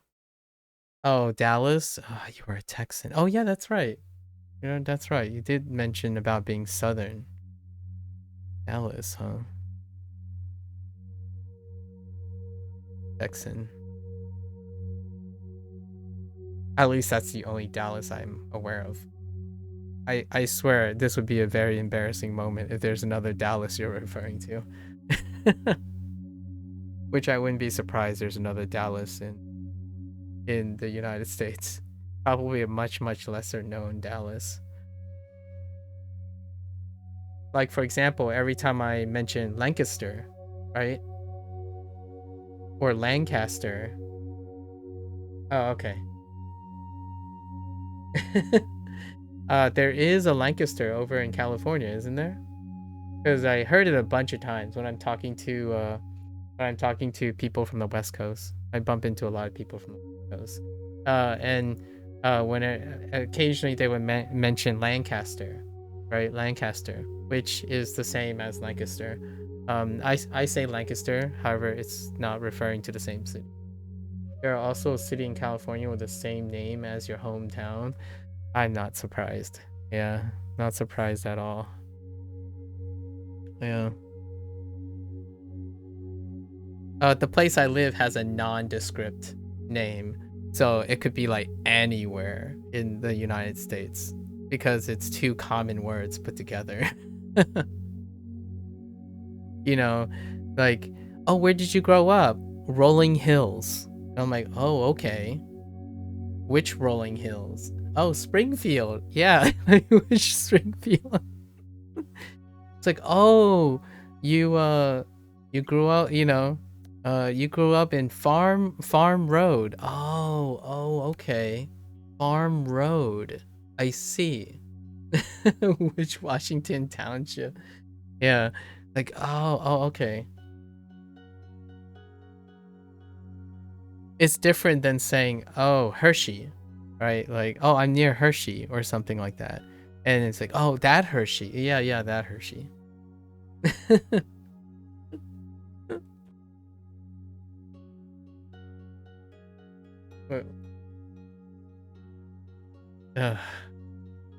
Like, where'd you go up? Dogwood. And I'm like, oh, dog and wood. Okay. Like, oh yeah, I'm in Pinewood. I'm like, oh, okay. Yeah. Pinewood off Evergreen Drive. I'm making stuff up. If it sounds like it's actually a place, it's not actually. I don't even know. They're probably a place. I live on First Street off North 3rd Street. Like, oh, okay. Can you tell me? Can you give me a ballpark of which state you're in with that address, with that directions? Oh, all right. That's enough shenanigans about the American layout. Clearly, you're not an urbanite. Also, Google Translate added like, oh yeah, I saw that. Yeah, I saw that, Hideyoshi. The other day, I think 4 days ago, I was trying to translate something by someone who was like speaking, like typing very complicated sentences, and I looked at it, and the list like tripled in length, or it feels like it tripled in length. Numbered streets never intersects. Yeah, I know, right? Like an urbanite. I was an urbanite, Lotus. I chilled in Maryland for the longest time. Totally an urbanite. Maybe a small urbanite. Small. The thing I was thinking of was in Maryland, like N Street, from the alphabet. They list their street by alphabet, and then list the crossing street by numbers. So you have numbers and letters crossing each other. They're like, oh yeah, N Street, turn on 3rd Street, then go on P Street. Like, okay. At least it counts one way and counts the other way, you know? I mean, pretty good. Whatever works. Kono, pinku. Oh, pinku no. Pinku no. Keshigomu wa kawaii desu. Okay. Pinku. 全然食べたくないです。Zenzen. Okay, so we have Zenzen. Zenzen. Zenzen. Whoops.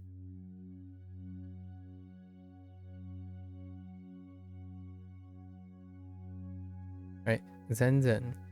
Zenzen 食べたくないです。食べたくないです。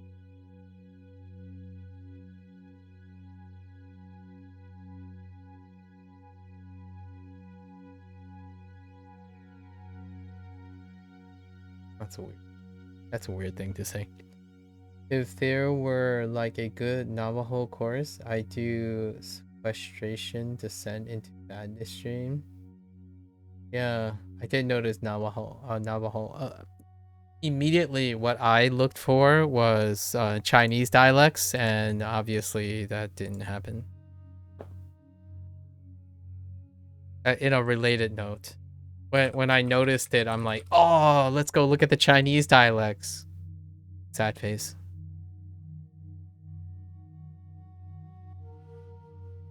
There is Cantonese, though. So that's kind of neat. We'll use that in the future. We'll use that in the future. I really would be absolutely floored if I can learn Fujonese or like connect back to Fujonese in some regards formally.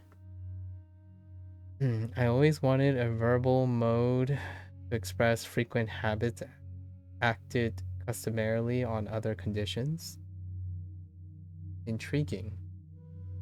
You always wanted a verbal mode to express frequent habits acted customarily on other conditions. Oh, interesting. Is that something unique to when you, like, is that related to Navajo in any way? Is that why you're saying that? 午後のミーティングをキャンセルします。Gogo. So we have Gogo. Do we have Gogo? I feel like I have Gogo. Right now, all I can think of is Gozen. I think I have Gogo. Yeah, I do have Gogo. Afternoon. So noon and after. Or outside. Or after. After. Yeah. We're doing after. Uh-oh. Wait. Is that the radical? No, it's this radical.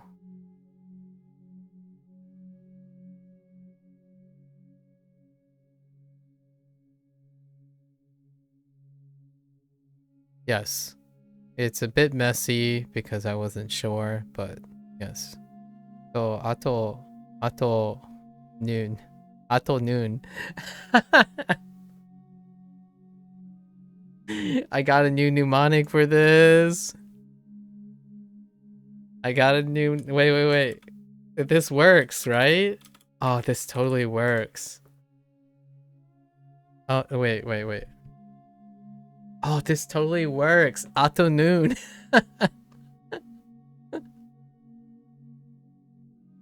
Sorry.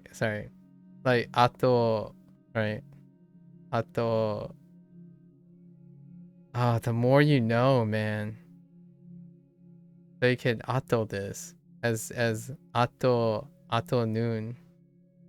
Afternoon. Because when you have afternoon, it's gogo. Man. Sometimes things just work out.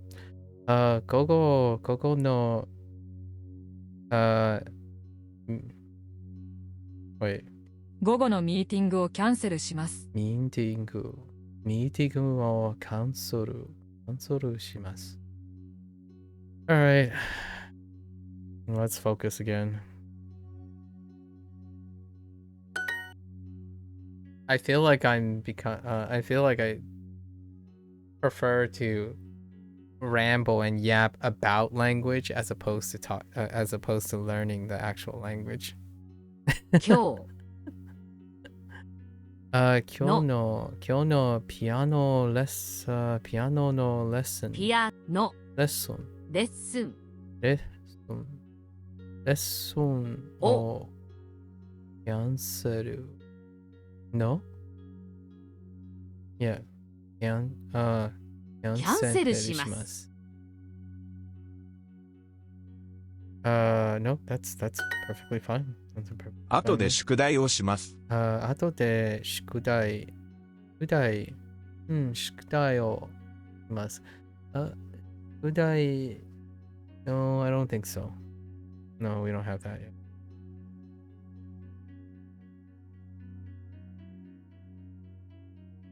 I'll do my homework. Or この宿題はつまらないです。今日はしたくないです。後でします。wait. 今日はしたくないです。Oh. Yes. Later it is. I don't remember that one. I don't want to eat at all. 全然全然食べたくないです。食べたくない。です。 How about a hierarchy? Oh, conjugating for the fourth person. Oh, I see. They have wild stuff like the cognitive, attempting to conjugating for the. How about a hierarchy verb structure within a dog can fight a man? Interesting. 長いスピーチでした。 Yeah, hierarchical. I see where that's coming from. I feel like I've heard this before somewhere. I don't know if it's from you or someone. Maybe it was another time when you expressed your passion for that kind of thing. This feels awfully familiar. Especially the example you just given, where a dog can never bite a man, but a man can only be bitten by a dog.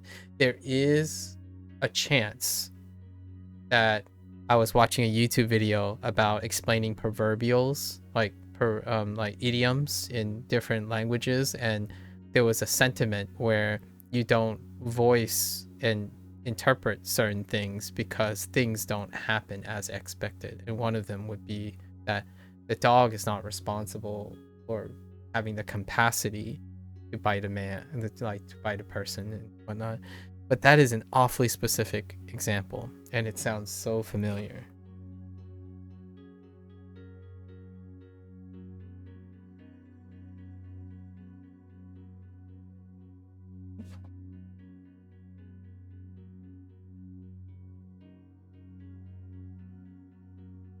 Oh, Google can't. Okay, Google still can't do.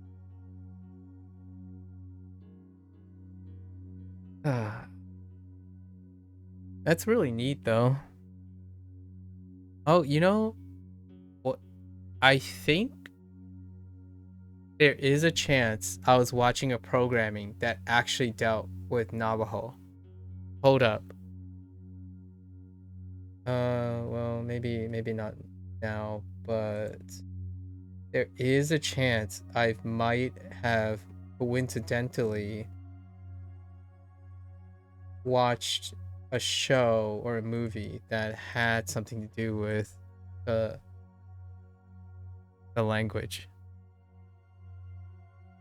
It was more like a token moment. It also has some alien sounding consonants and not like tonal vowels. Interesting. Huh. Well, it would be. Hope you find something in the future.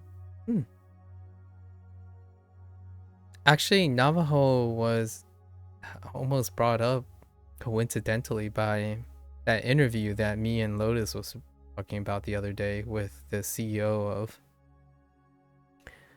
Duolingo.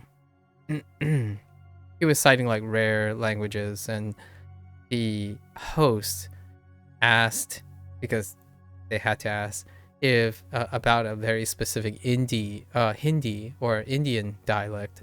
And obviously Louis Van Damme said, well, it's based on demand, right? Interesting enough. Nagai speech deshita. Nagai is, oh no, strokes. Nagai. Oh, that's a little tall.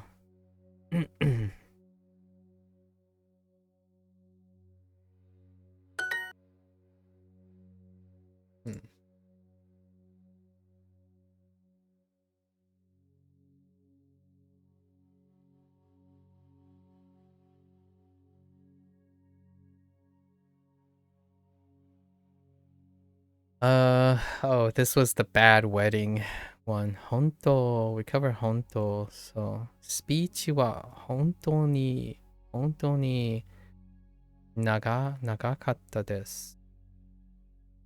Ie ni kairitaku, 帰りたかったです。帰りたかった。帰りたかった。Huh.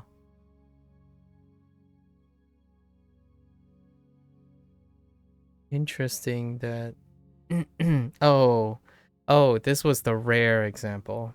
This was the super rare example where they conjugated the Thai form into the past.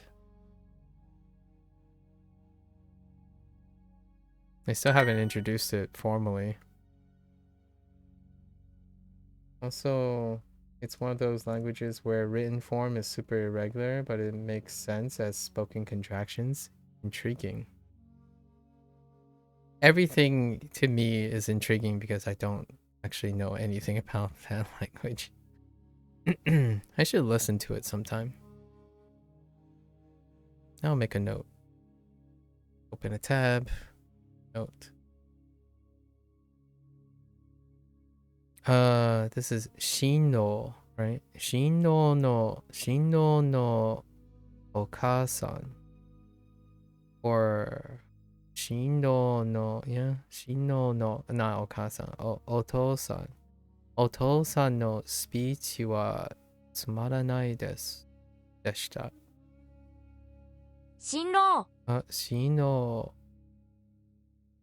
のお父さん Otosan no speech wa tsumarakatta desu. So it's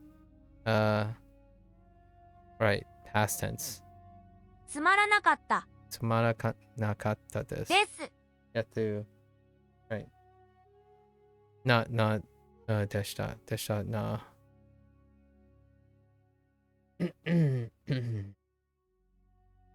Russian is like that too. If you ever study in the future, yeah, too many languages for a lifetime. Maybe one day, or maybe out of genuine curiosity, looking and listening. Not conducive to a visual learning style. Oh, interesting. I actually prefer an auditory learning style, as one can imagine. 専攻は文学でした Most of my skills, most of my skill set revolves around spoken language, or spoken interactions, even though some people are suggesting that even that is going to be superseded by another form of communication. Someone asked me a question recently, not too long ago, while I was on a trip, that if a new tool allows thought by communication by thought, would that render the need for spoken language as an obsolete form of expression? And it was difficult for me to verbalize how one could get to a point where they would associate forms of expression specifically for their mechanics as opposed to their meaning. As in, like, if you can communicate towards thoughts, somehow that would render spoken language as a valueless form of expression. With that said, like, well, if the digital age can perfectly render everything in hyper realism, what constitutes as art as a form of expression on a canvas, like, well, it continues to persist, if not thrive even more with additional tools. That's kind of how I think about that's what happened when you mentioned a language that is not conducive to visual learning but to auditory learning. Some people, lots of people have their biases, how they quote unquote prefer to learn. However, it's been long at least debunked substantially, not to say it's factual yet, the idea of learning types. It certainly would be interesting to choose a language that is conducive in a very specific form. Not sure if people would consider Japanese and Chinese conducive to like have a particular bias to a specific type of learning style. I think lots of people self-select themselves into their particular learning style per se. So the idea, the concept of learning style is a little bit something that I find very difficult to empathize with. However, I can understand and sympathize with. Like if someone learns a language and they avoid learning how to write kanji, for example. I actually read a comment about the introduction of making kanji mandatory on the track, on like on the path, on Duolingo's path. And a significant number of people say, I don't want to do kanji. Or I don't want to have to do kanji, as in like they want the option to skip it. And that's kind of how I think about it when people start throwing around or thinking in a mindset where they believe that there are learning styles and like whatnot. I think that's also one of this is going to be a little bit of a minority opinion. The idea that one method is exclusive of another method, especially quote unquote learning methods. I think they're all available to you. Go fine tune one, right? It's great to start somewhere. However, I don't think the richness and the ability of one's competence is capped by styles of thinking and learning. Maybe I'm blowing smoke and someone out there understands that humans only think and learn and express in a mechanically optimal, efficient manner. That's kind of a weird thought. However, I think lots of times it takes that type of perspective to come up with compartmentalizing things like that. Anyways, just a thought. I've been talking around this topic. I don't really have a direct opinion about it. Senko. We don't have Senko. Senko wa bungaku. No bungaku. Bungaku deshita. Bungaku. Senko wa bungaku deshita. 毎日宿題 No? 毎日を小説を読みました。小説。 Do I have 小説? No, I don't. この鉛筆は小さくていいですね。この鉛筆は小さくていいですね。鉛筆。What does 鉛筆 look? I have that. If I do, I totally forgot it. Oh no. No. It's kind of cool though. It has keen. So lead, probably like component of lead. So that's why it has keen, this, and it has write with the do. Interesting. Little 2 taps on top. Okay. This pencil. This pencil is 小さく。小さくでいいですね。小さくて可愛いペンが欲しいです。小さくてね。小さくてかわいいペンが欲しいです。小さくてかかわわいいいペペン。ンが欲しいです。小さくてかわいいペンが欲しいです。OK、欲しい。欲しい。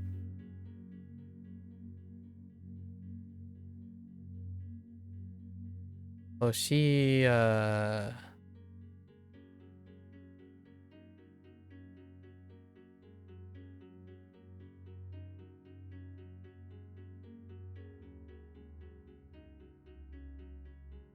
No. No. No. Yes. I think.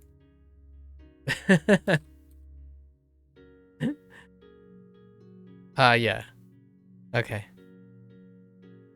I guess these are supposed to be closer.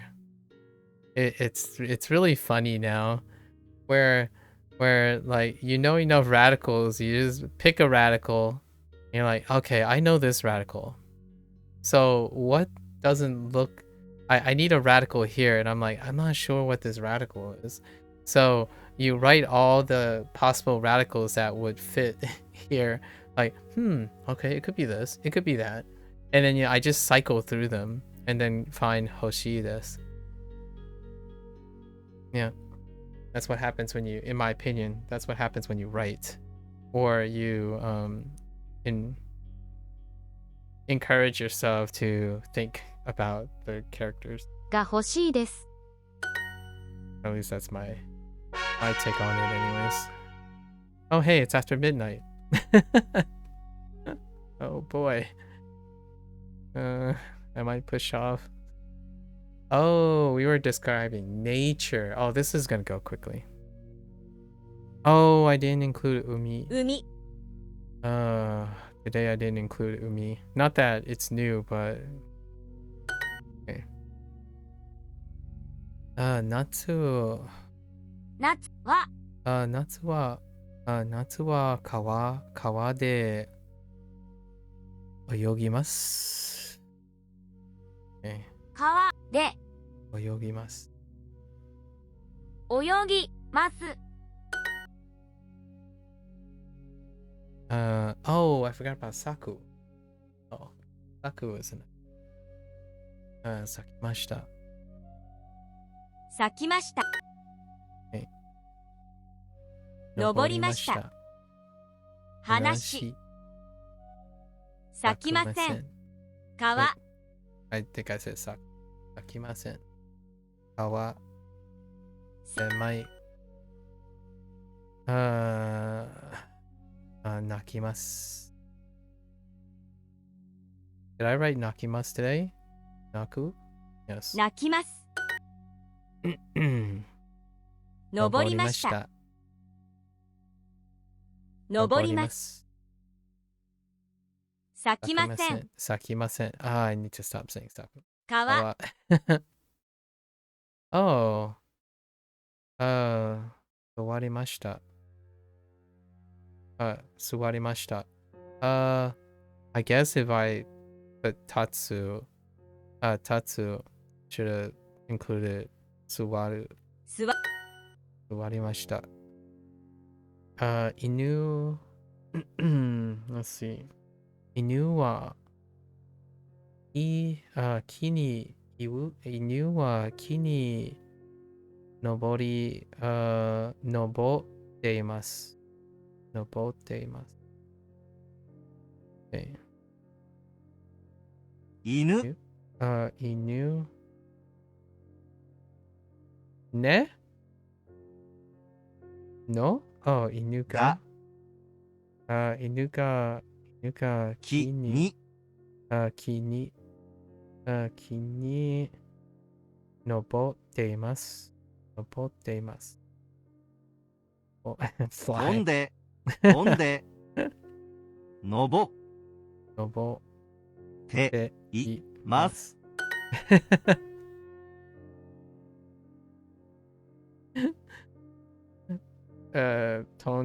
tonde, tondeimasu.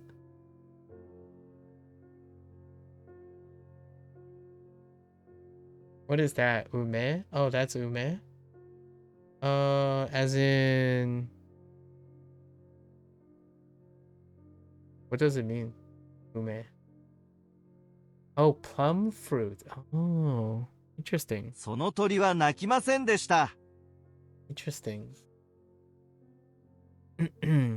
その鳥は鳴きませんでした。その鳥は鳴きませんでした。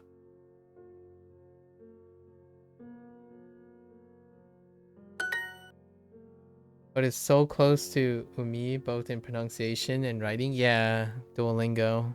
That's Duolingo for you.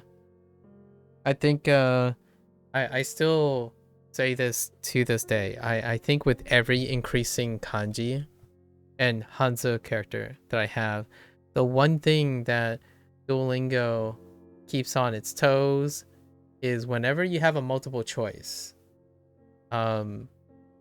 they try to check as many of the boxes. So either it looks the same, sounds the same, means the same, or from the same unit. So chronologically, you can get them confused. And then there was one more.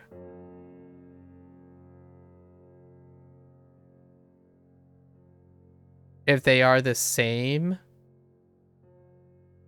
but can have different contexts, differing contexts, which is not exactly the same as associating them by meaning. So these are the tenets of Duolingo, and they generally gravitate towards the one that checks off most of the boxes, as many of the boxes as possible. And I can only imagine as you are responsible for more and more kanji or hanzi, in my opinion, this will become more and more interesting. Not good or bad, but interesting to leverage. That's why I have ridiculous, in my opinion, that's why I have ridiculous mnemonics everywhere. Like that comment that I made to Lotus about thinking this is highway. Like this character as highway. Or thinking of these characters as roofs. Or crowns. The crown thing comes from this relationship. Shiwa or Iwa and Miki. Iwa and Miki. And then Shiwa. Right? Shiwa? Not Shiwa. My bad. Ishi. Sorry. No, sorry. That's Iwa. That's Ishi. Iwa and Ishi. Sorry. Iwa and Ishi. I'm thinking of Iwa and Ishi as well. This one. Iwa. I versus May. Oh yeah. Oh, that's still May. I see. So it's dominated by the right one. And there's patterns like yeah. And then this one, where this one goes. This one, right? This here. And then you have these.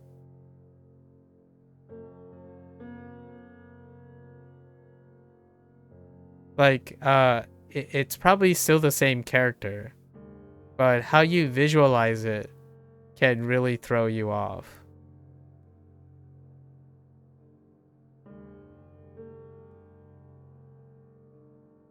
Like, these things can really throw you off.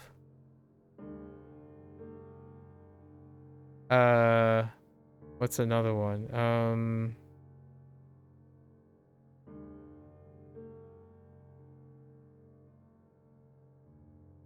What's another one? There are definitely more. But these and all of most of these are on the right hand. They're on the right hand side.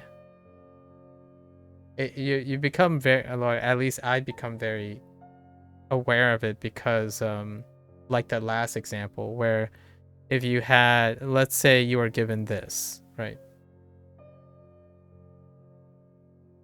Is oh yeah, I can see that. Like this, if you're given this crown and then you're given this, right? What do you think goes here? Right? And there's like I can think of like three major groups. Three major groups that this can go here. If you're thinking about the word, then that's fine.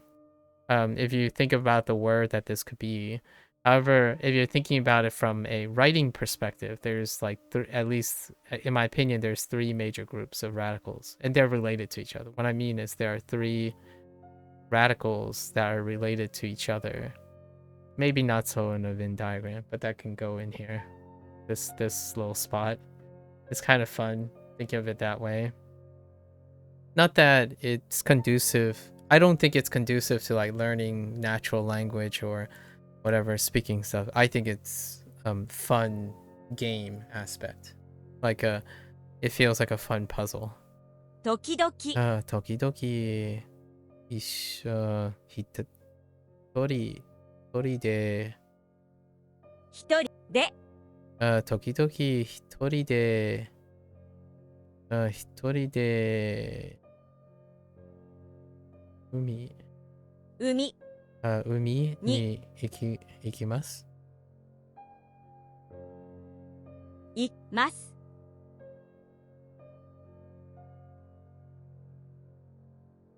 Yeah, that character is usually becoming the left side. Yeah, a lot. Oh, and then there's these things, right?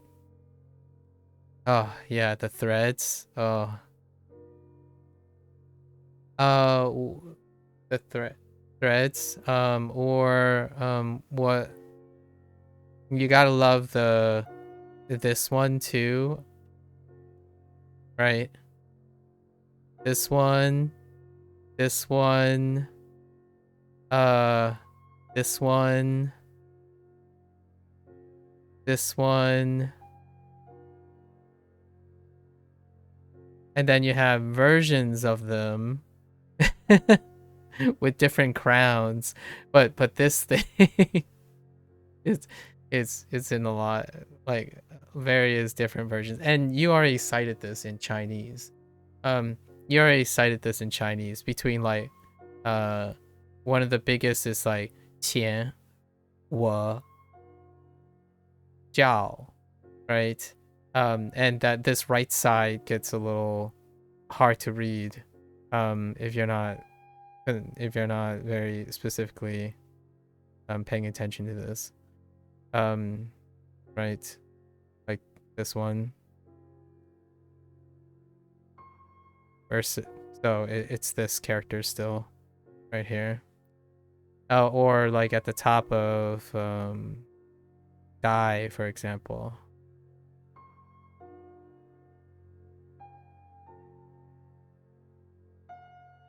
Right, this one. Like, which one is it? I think this one's pretty notorious. Not that it's bad or good. I think eventually you get very used to it. 今日は山に登ります。今日は山に登ります。今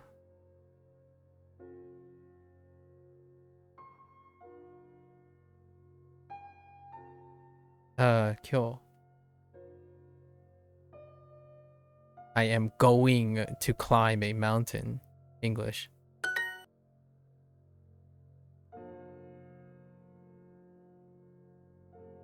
What's I'm thinking of others. There are so many others that are interesting. When you're thinking, there are very unique ones though, for sure. There are definitely unique ones, and they stick out like sore thumbs. So you don't forget those. Like this character, that one. Oh, you don't see many of those. Or at least so far you don't see many. I haven't seen many of these. Or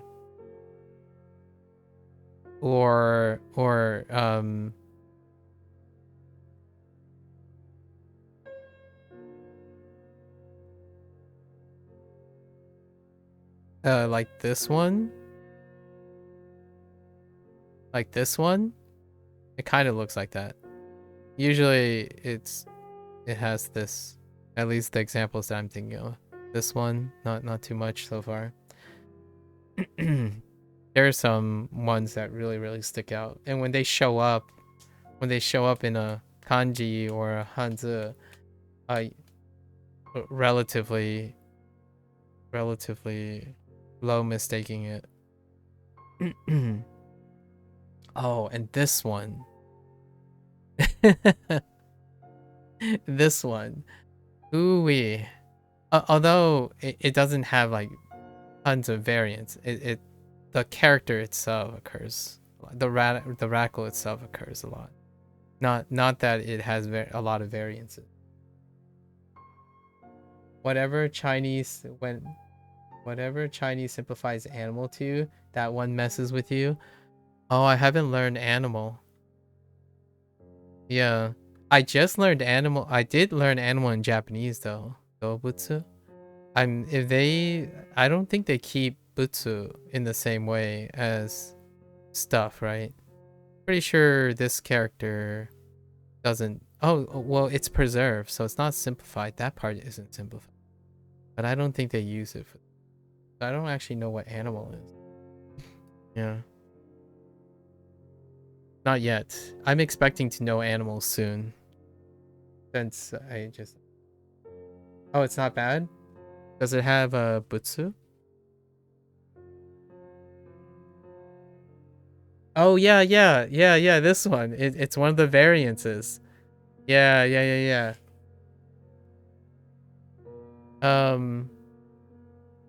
Fair.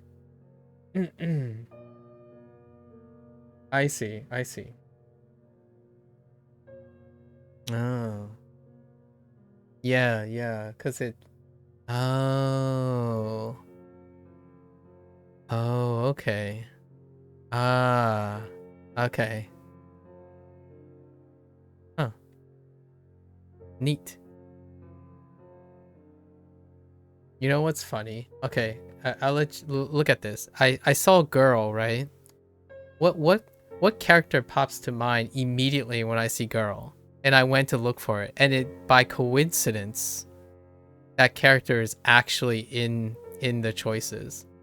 I immediately went to look for this, actually. And the only reason I'm looking for it is because of Ta. That's some layered humor right there. I was looking for Ta, right? Because I wouldn't look for this because that's a dead giveaway. So I'm looking for the thing that modifies this. It's not that obvious. 女の子 Did I get the Japanese? Yeah, I did. I think. No, just kidding. Wait. Sort of. I got it in words. I didn't get it as a standalone, but it probably means like something to do with a horizon. Or something. Hoka. No. Oh, wait, Hoka as in like Hokano? Like other people? Like other things? Other? Yeah, I didn't get it yet. But I already other people have used it. Yeah, Hoka. Yeah. Other. In Hoka no review, the kana was introduced. Like other people's reviews like were bad or something. Yeah, and then I think Lotus hyped Hoka with the kanji. Other versus Betsu. Oh, as in an alternative to things already present. Ah, interesting. Yeah, they ended up using or betsu. Yeah, bie. Ah, that makes sense. They ended up using bie or other, like bieren, right? Other people. Hoka no hito, as opposed to betsu no hito. Can you say betsu no hito? Bieren.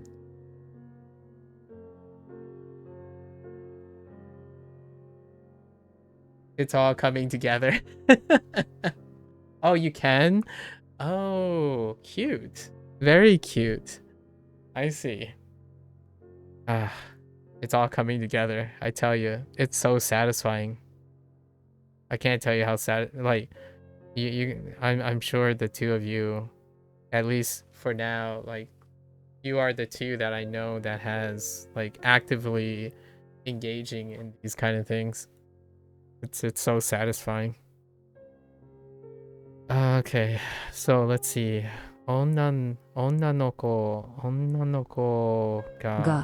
女の子が池で泳ぎます。泳いでいます。庭no, 池で、で泳い、whoops. 泳いでいます。います。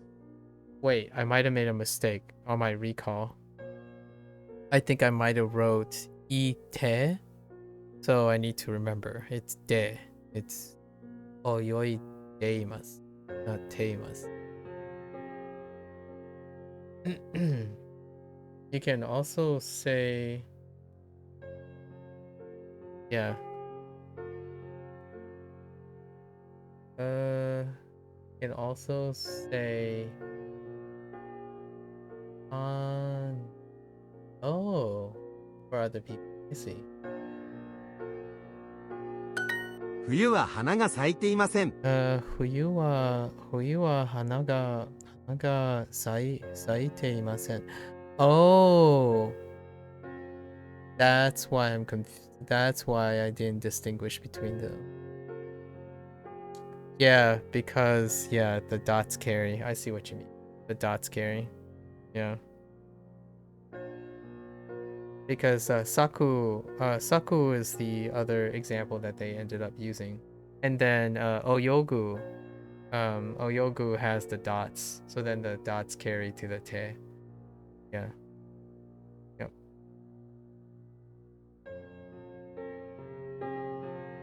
It's funny because this is intentional, what you just said.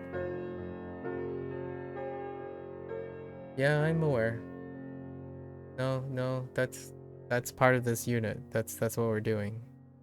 But it still takes practice. Yeah, we know all our te form comparisons. We know, or at least I know all my te form comparisons. But you still have to practice to be consistent with them. I just learned to intuit the table. The intuit. Yeah, me too. That's where I started. Yeah, intuit the te form table. Yeah, and then kurusuru. Yeah, I knew that over 150 days ago. Like because the first form that people said that were really useful when I used to talk to Indy. I think Indy disappeared into Japan. I think Indy's gone. Japan has sucked him up. Like he went to Japan and then I guess never came back. But Indy introduced the imperative form way early. So I remember the te form table a while ago. The te form table a long time ago. And now I'm slowly collecting my prototypic predicates. So again, it's not about correcting in the moment. It's about realizing whether you're consistent or not. So whether I make an error or not, you end up picking it up at some point. At least in my opinion, if you do your due diligence. I think it's very reflexive for someone to immediately correct or have a habit of correcting because they themselves believe that they have created a lot of bad habits. At least in my opinion. I can't really relate to the urgency. Generally speaking, I'll realize myself at some point. If not, there will be an alternative way of Sorry for overcorrecting. Lotus, I'm more specifically talking about people who may be uncomfortable. That's where a visual learner will memorize a table, but an auditory learner will pick up the devoicing pattern. Interesting. Or both.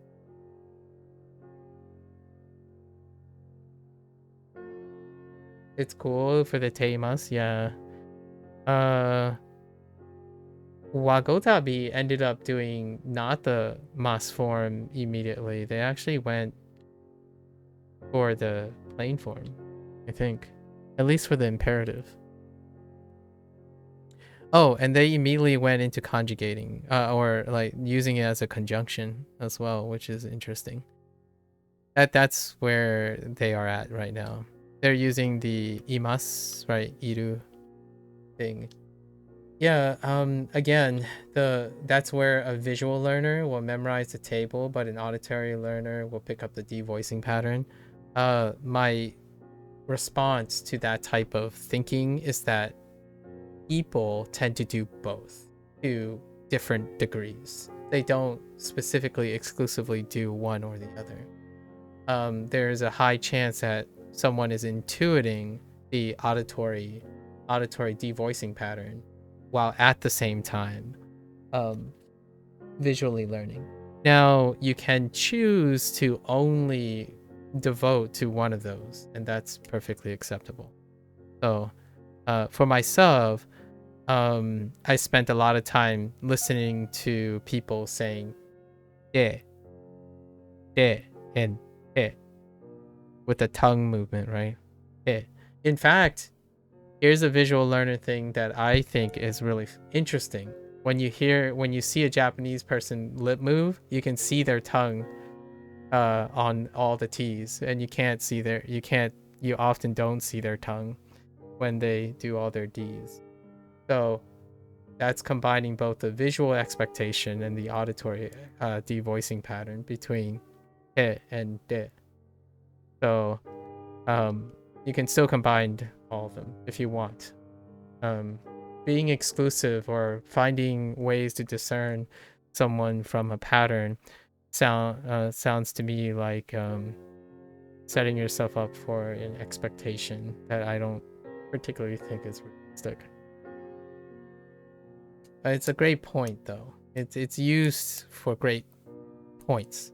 A visual learner would use the table, and a auditory learner would listen for the sound of it. Like yonte. Yonte sounds terrible to me. Yonde sounds a lot better. So whenever you have a un and someone suddenly conjugates something into a unte, it gets a little weird. I start double taking on it. But anyways, something like that. It's neat. Also, what was the other one? Ki and B. So, ki, for example, like ipiki versus sanbiki, right? So, I and ki, pi, so p, right? That's also a thing too. It's fun trying to listen for them. It's a game for me. I like it. It's kind of like the Hanzi section, the pinyin Hanzi, the pinyin section. Sorry, not the Hanzi. The pinyin section in Duolingo. Like, do you hear it? Like, yin, yin, yin, ying, right? Russian compass direction. Interesting. I'm not sure. Oh, I see. Because they have the whatever this sound makes. I see. I think for me, 这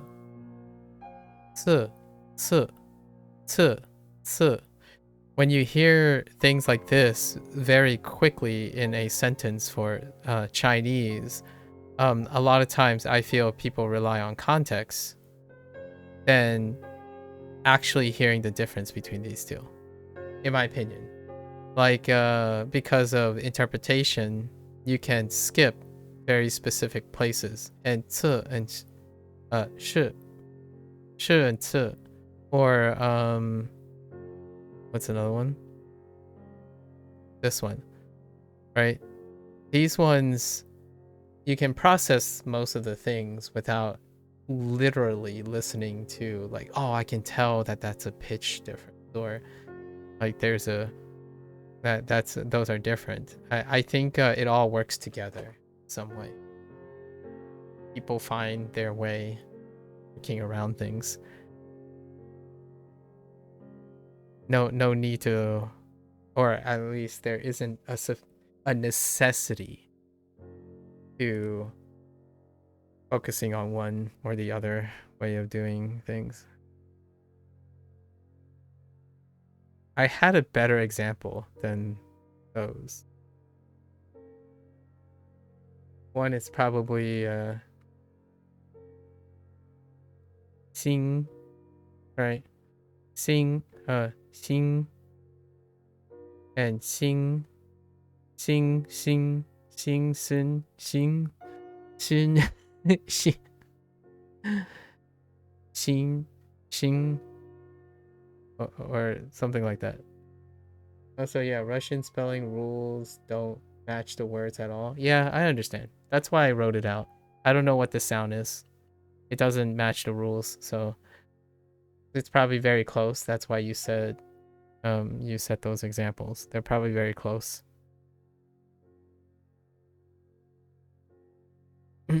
Or something weird about them.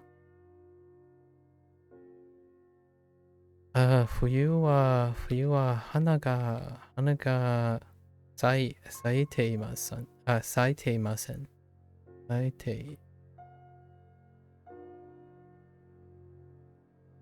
I still get hung up on. I constantly think whenever I am doing Chinese, I still think about that guy that said, one of the biggest things that don't happen very well with English people is making this sound without touching their tongue to their roof of the mouth. So like I don't know, right? What's that say? Ban, right? Ban.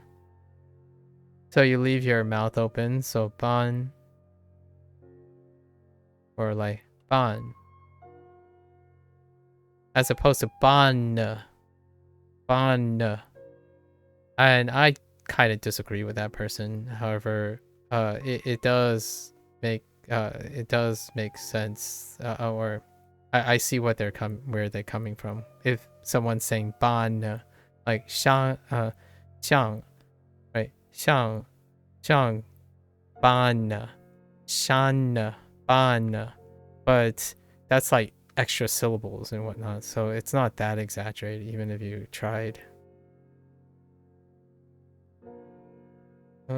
There's 20 consonant letters but 34. The opinion that messes with you in Chinese is qi plus anything. Qi. Oh, plus anything. I feel like wait, I don't even have an example other than qi. Do I have another example?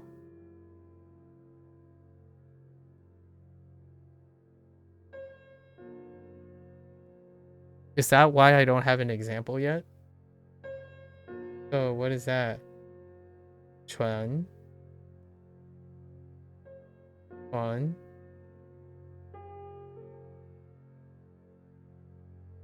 Or is it totally different? Holy. I don't actually have an example of that yet. Hang on, let me type that in. Hold up. Let me type that in for me. 全 Oh, Qian. Oh. Okay.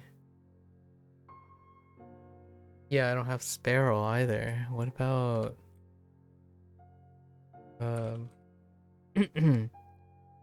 sparrow, huh? That's kind of neat. 麻雀 Ma che. Oh, well, che is fine. Oh, like okay, okay. The twin is even. Oh, I have one. 裙子. There's 裙子 for skirt. 裙子. I think it's okay. At least this one. 裙子 is okay. I see. I think it's one of the. It's definitely one of them.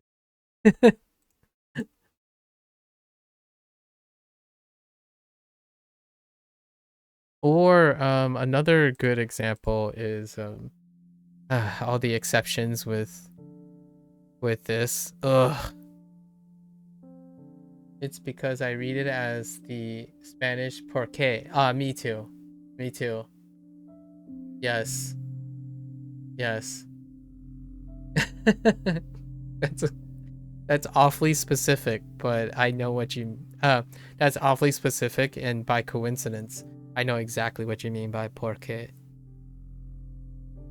Also this, like these diphthongs, right?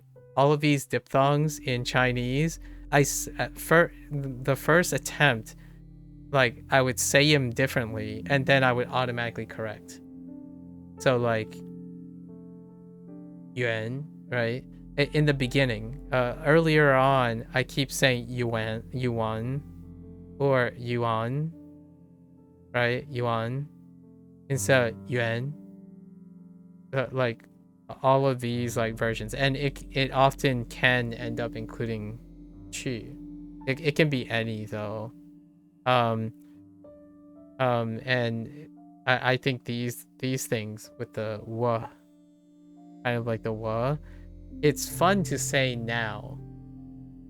However, I always do a double take every time. Your Chinese course had like a chapter 0 where it was just getting a hang of the pinyin, but we weren't really informed of the lack of existence of compounds. Oh. I didn't even realize you like the Chinese course starts with pinyin. So yeah, and Jian.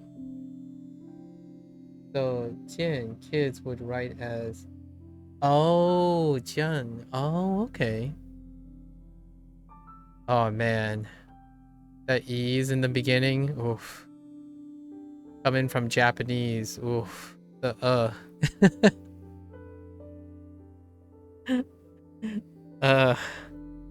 exactly. The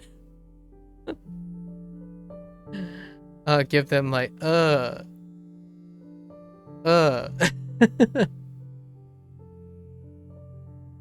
我肚子饿了我饿了 Okay. Let's see. Okay.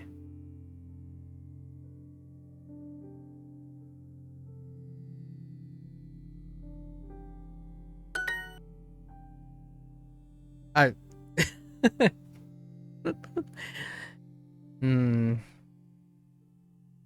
山 山山その山その山にはのそもその山に、山に、おぼのいや、おぼって、おぼ、のぼ、no, のぼ、sorry, I said のぼって、のぼ、 oh, のぼって、のぼってくくだださい。さい。Look at の this. ぼり、 Look at this. This is Duolingo at its finest. Look at this. I talked about this with like a lot of other people. Even their choices come down to making things look similar. のぼり、そのレストランは賑やかでした。そのレストランは賑やかでした。Okay. そのレストランは賑やかでした。Okay. 花は咲きましたか？花は咲きました。咲きましたか？Has the Okay. Oh, we gotta get going now. 猫が一匹います。猫が一匹がいます。猫が一匹います。います。川しか咲きません。六匹。静か。公園に可愛い猫が5匹いました。公園にWait. にいや、公園に鹿 Wait, what was the animal? 公園に可愛い猫が5匹いました。可愛い猫が可愛い猫が how many? I see 5匹。5匹いました。いました。公園に可愛い猫が5匹いました。I think it's fun to construct sentences in general. If one day, hot feature, right? Hot feature is give double the number of word banks and then just go to town. 声、 Nikiyaka. We're gonna be moving on from that at that point, I suppose. Maybe we'll revisit. I don't know how long that's gonna be. I don't think that's a very high demand. 動物、動物、池、6匹。 2匹の動物がそこに立っています。2匹の動物。2匹の動物。動物がね。2匹の動物がそこに立っています。そこ立っています。そこに立っています。2匹の動物がそこに立っています。立っています。There are two dogs. 犬が2匹います。妹は学校でとても静かです。妹は学校でとても静かです。妹は学校でとても静か。Okay.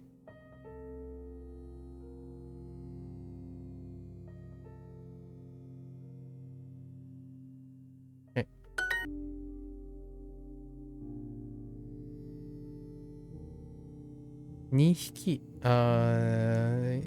Did they use 庭? Yeah, they did. 庭の庭。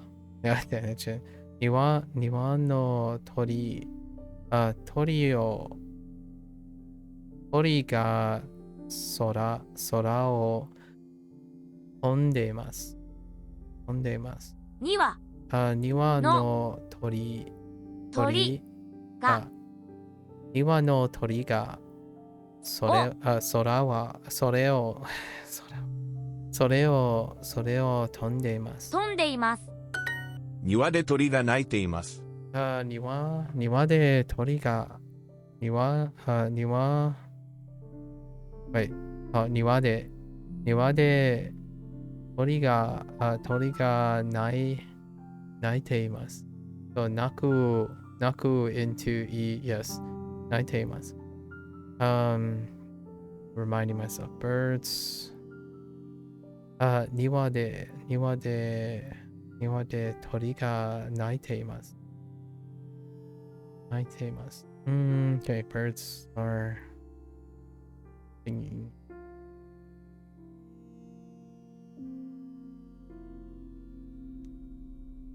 Niwa, yard. Why don't you just stick to garden? Kidding. 動物園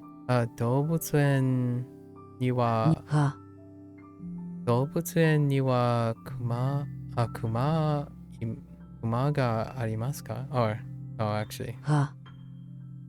Sure. Actually, 動物園にます。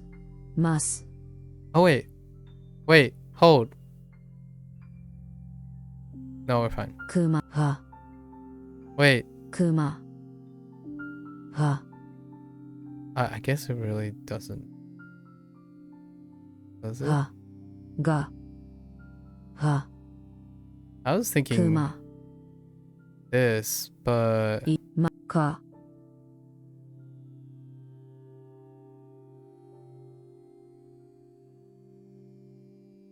however, I'm kind of curious if they take.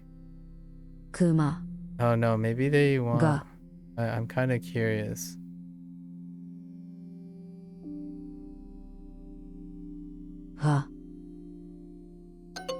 Oh, they don't.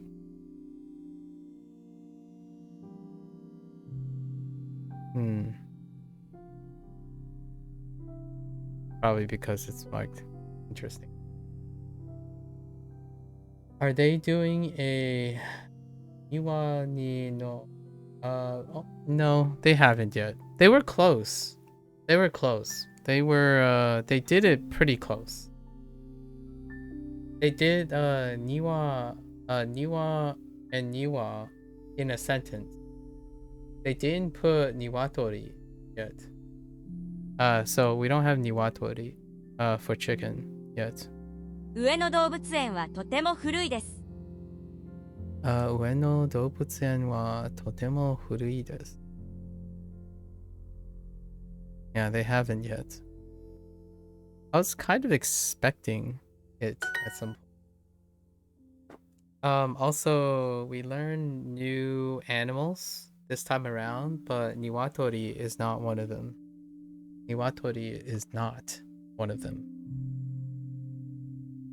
3匹3匹の犬が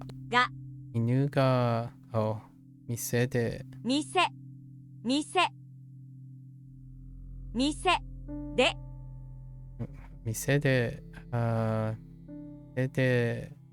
let's put it here. I'm just curious. 店で鳴いています。 Okay, let's accept that. That's fine. 飛行機も空を飛びます。飛行機も空を the plate 空をthe plane the plane flies in the plate. Oh my god, I'm too tired for this. 飛行機も空を飛びます。Okay. 空を the airplane also flies in the plate. That plate being a something.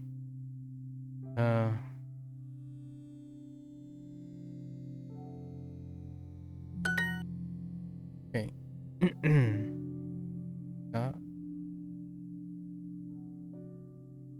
動物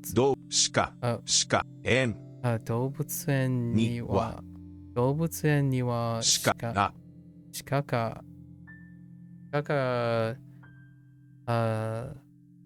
小さな no. の少ないの少ない。少ない。Gotta get used to this. 少ない。少ない。It comes up so rarely. Gotta make a note about it for tomorrow. 少ない。It's down.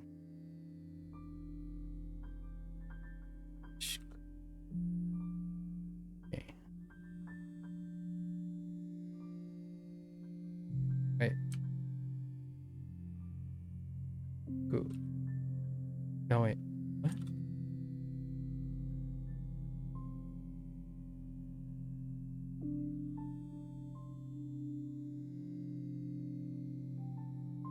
Am I a pep? Or does that not route me to the correct?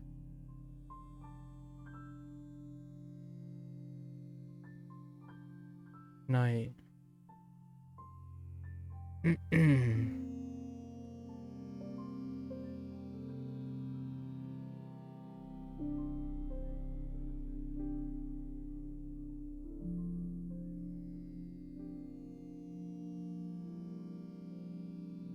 Dang it.二人 I'll figure it out later. です。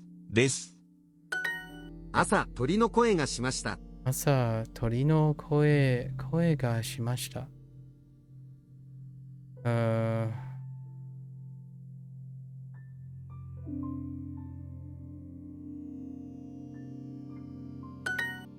Okay. I want to test something else. 動物 No, never mind. That's grammatically weird. クマ熊ががいまか It's fine. We gotta move along here. 猿は木に登っています。 I need at least 2 hours for Chinese. It's a new vocab day for Chinese. 猿猿は what? 猿は木に登っています。木に登っています。木に登っています。登登っています。傘、 Why did I do that? 馬、牛の赤ちゃんは牛乳を飲みます。牛の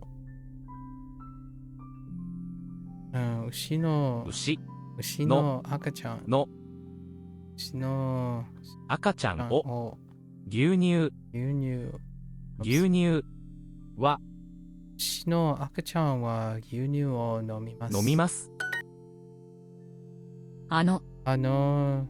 キツネキツネはとても可愛いです。鳩じゃないよ。鳩じゃないよ。鳩じゃないよ。川静か池6匹馬あの狐はとても可愛いです。あのキツネはとても可愛いです。We just got one of them. Quick. 鳩This one's a weird sentence.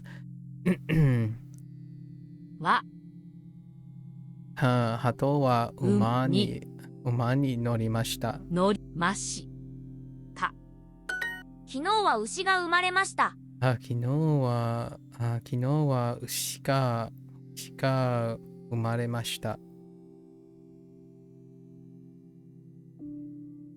A cow was born yesterday.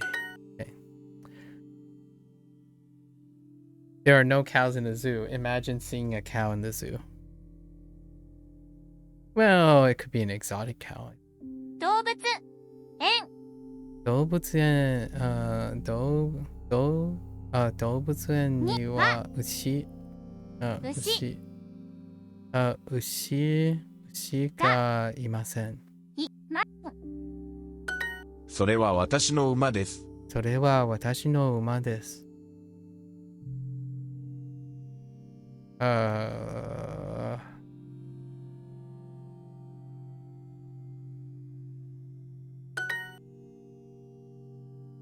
る。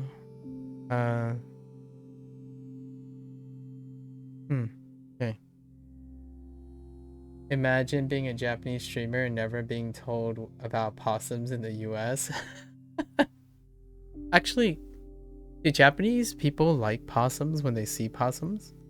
I don't think I don't think I have personally witnessed a Japanese person react to what a possum is. I like, to this day, I don't think I've actually no, because I've seen them react to raccoons before. And tanukis exist. They're inconceivable creatures because there's no cognate. Oh, that's fair. Opossum, yeah. That's a fair point. About the word. Interesting. Possums, huh?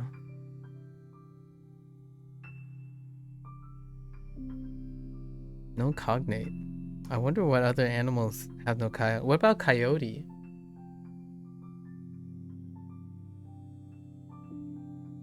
Is there a cognate for coyote?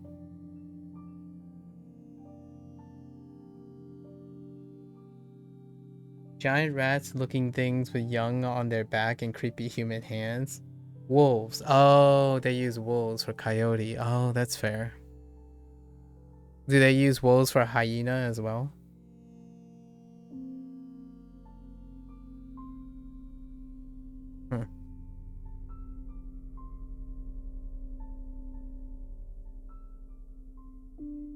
I'm thinking of like weird names. That's like weird English names of weird, or not like necessarily the animal is weird, but the names are weird. Like coyote, like this word, coyote is weird. They probably use dog. Oh, I see. Like hyena. Like just think about the like in English, like coyote. Did I even spell coyote correctly? Hold up, is this how you spell coyote? Yes. Like I have to double check how to spell coyote. Like that's the first thing I thought about. It's like this word, this name is weird. Hyena is a little bit weirder.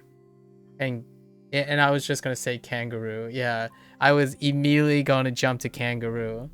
It's like, do they have? What about flamingo?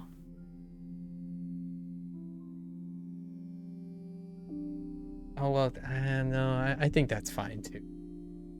About it, flamingo is not that all that weird. In fact, it kind of sounds Japanese. Largely because it's a romance. It's probably off of a romance language. It's closer than the Germanic stuff.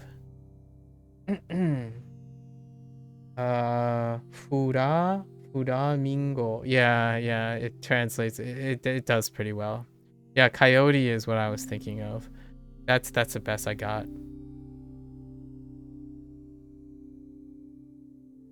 Oh, now you got me thinking. Now you got me brainstorming about English animals, like English names for animals.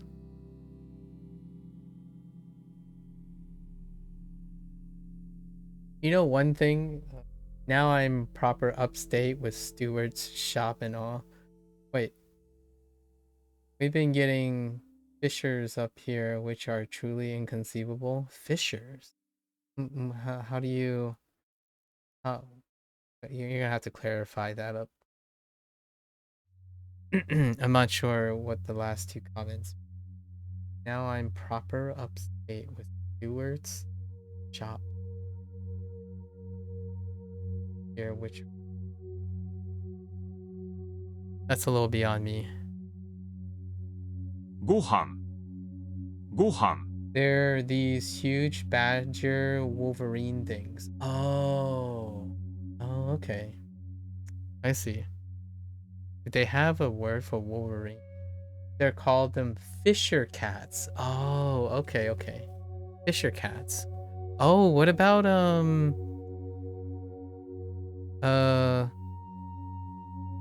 what is that cat?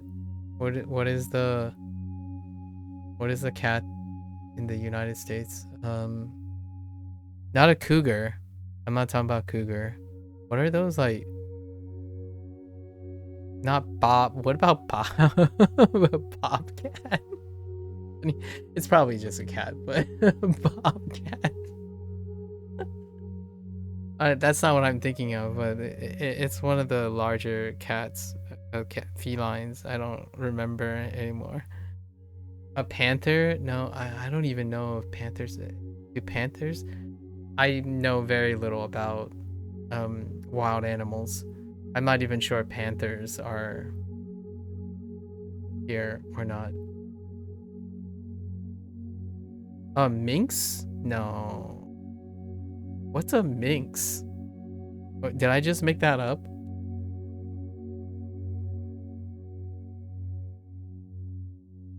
I think I just made that up. No, yeah, because minx is a word. Minx is a word. Fishers are the big land otters or mink adjacent. Oh, am I thinking of? Oh, okay, mink. Yeah. That's what I'm thinking of. They're kind of cute though. I know ferrets are fine. I mean, thanks to Pokemon. Ferrets are totally fine. ご飯ご動物動物 No 動物園園にはは動物園には猿猿猿ががいます I have so many questions for Japanese people right now. 猿がいます the problem or the reality of all these questions is that I would need to find someone who is also interested in American culture.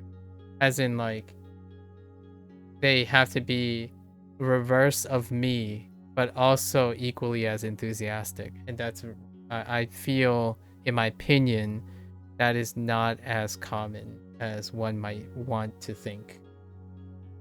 And not in the sense of, like, American functionality.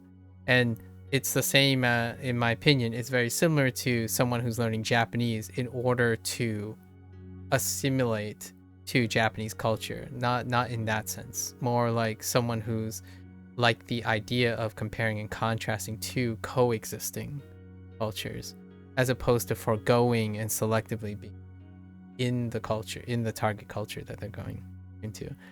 So I have yet to meet someone who has a pronounced interest in their own culture while it's juxtaposed to an equivalently interesting culture that is outside them. I genuinely would love to go to Japan, and my first question would the really stereotypical, but I'm looking for a different type of like involved discussion. However, that's not really possible in public. Like, you can't just go up, in my opinion, in a culture like that, you can't expect to go up to them and say, what do you think of the American culture, and expect a deeper conversation on first thought. You would have to be well acquainted with the person, probably your host if there's someone who, and then you've spent an extended amount of time talking to them before they talk about things like that. Other than, oh, the American culture is cool. Like, we got a lot of I've met a lot of Americans. That type of pleasantry is probably the most common. I want to know what they think of. I want to know if they read so much into it that they have the same discussions we have about their language. Like, we're pointing out these weird things. It's giggly, it might be cringy, or it's like deep and fun, but I want to have someone who feels the same way when they're tackling English, and we share that enthusiasm, right? It's incredibly rare, but I like the cultural stuff that just never gets explained until you're here, you're there. Yeah, most definitely, most definitely. For instance, the WoW Maki in Japan, makakis, I don't know how to pronounce that. Macaques? Are they macaques? Oh my gosh, man. The little monkeys? Oh yeah, macaques. Isn't that how they is that how they oh my gosh, English.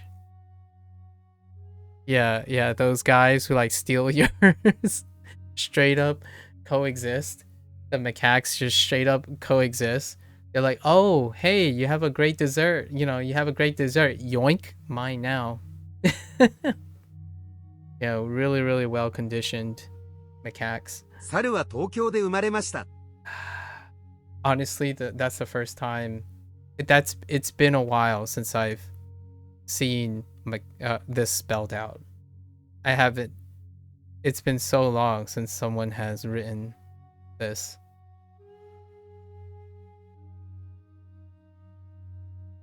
What do they call macaques in Japanese?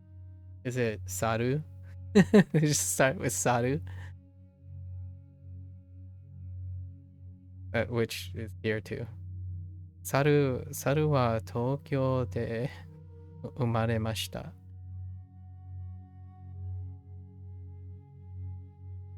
You guess? Yeah, I have no idea.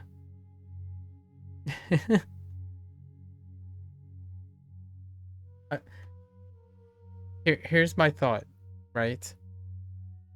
There are a lot of times Nihon saru. Nihon saru. I like that. What'd you call it? Here's another thought. These are I ask a lot of questions, or I throw out a lot of questions, right? However, what you just said earlier about you like waiting or like leaving some things, to be explained later and whatnot, or like to be experienced, I totally get that too. And I probably won't answer half the questions that we talked about today and leave it up for something.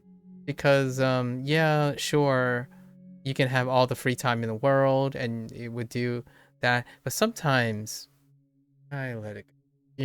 There's so many things. They're interesting from time to time. I hope I'm sure you might be a little bit more on the higher end, on the other end of things, but I think being an inquisitive person, if you're very inquisitive, right? If you like learning a lot of things, I think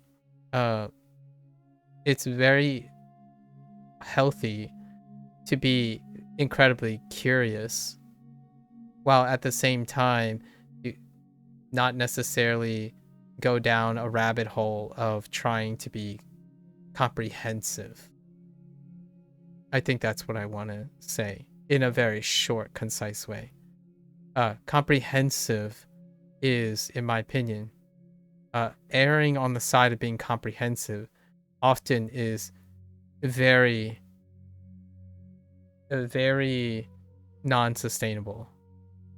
Non-sustainable when you're ever curious, like if you're an inquisitor. And that saying that you just said about you like the cultural stuff that just never gets explained until you're there, that type of thing leaves for like, one can be curious, although not necessarily having to be comprehensive about comprehensibility, like how comprehensible you are, and leaving things up for discovery purposes, whatnot.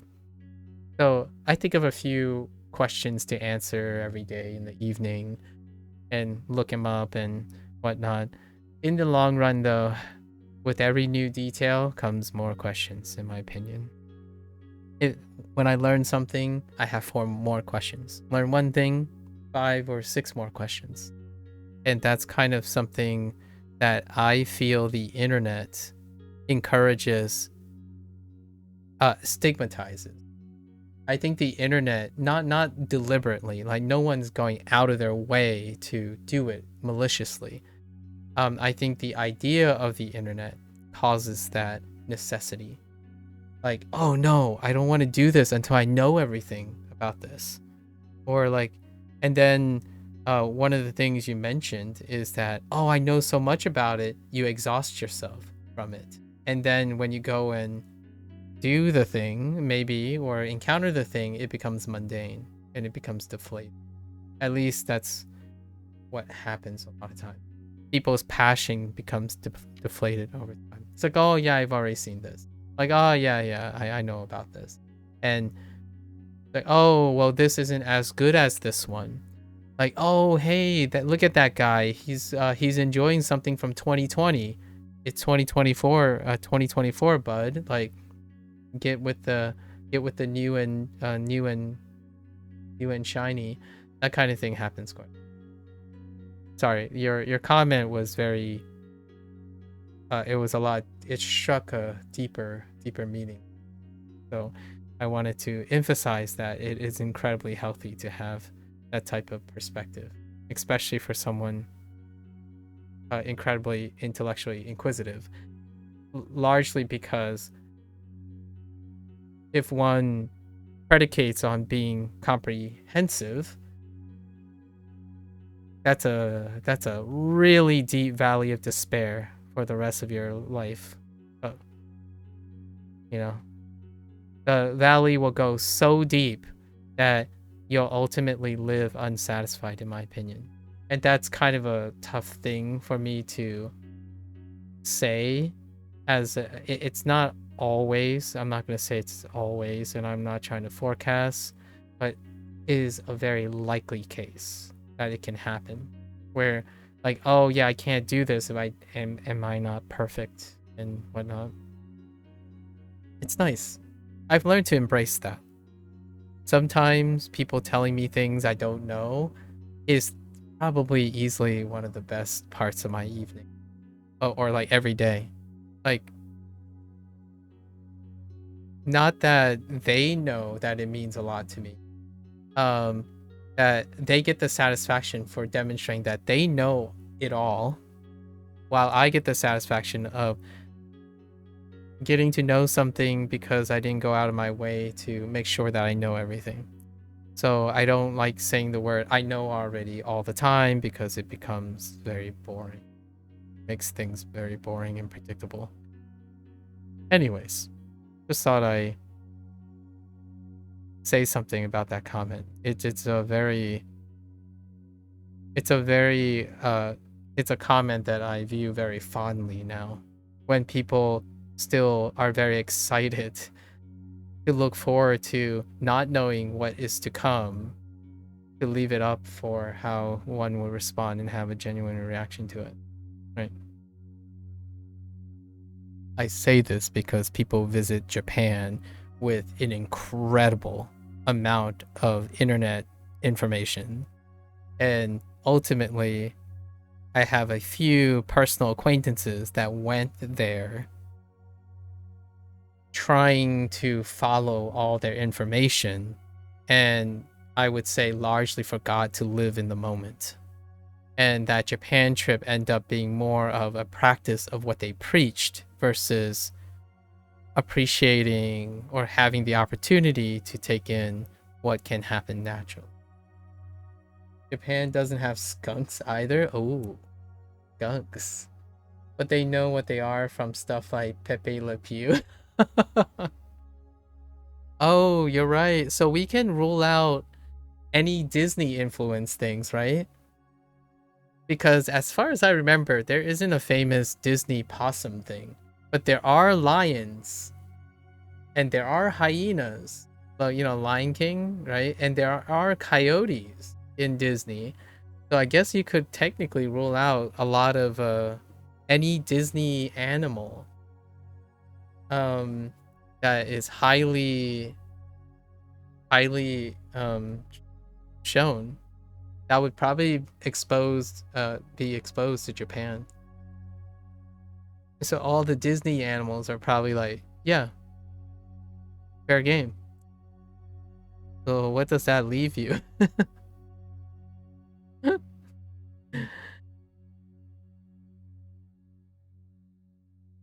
Crocodiles? Maybe crocodiles? Are there crocodiles in Japan? Or alligators? I mean... I'm specifically talking about crocodiles as opposed to alligators. The monkey was... Oh, I guess there's a crocodile or an alligator in Peter Pan. So that might be normalized already.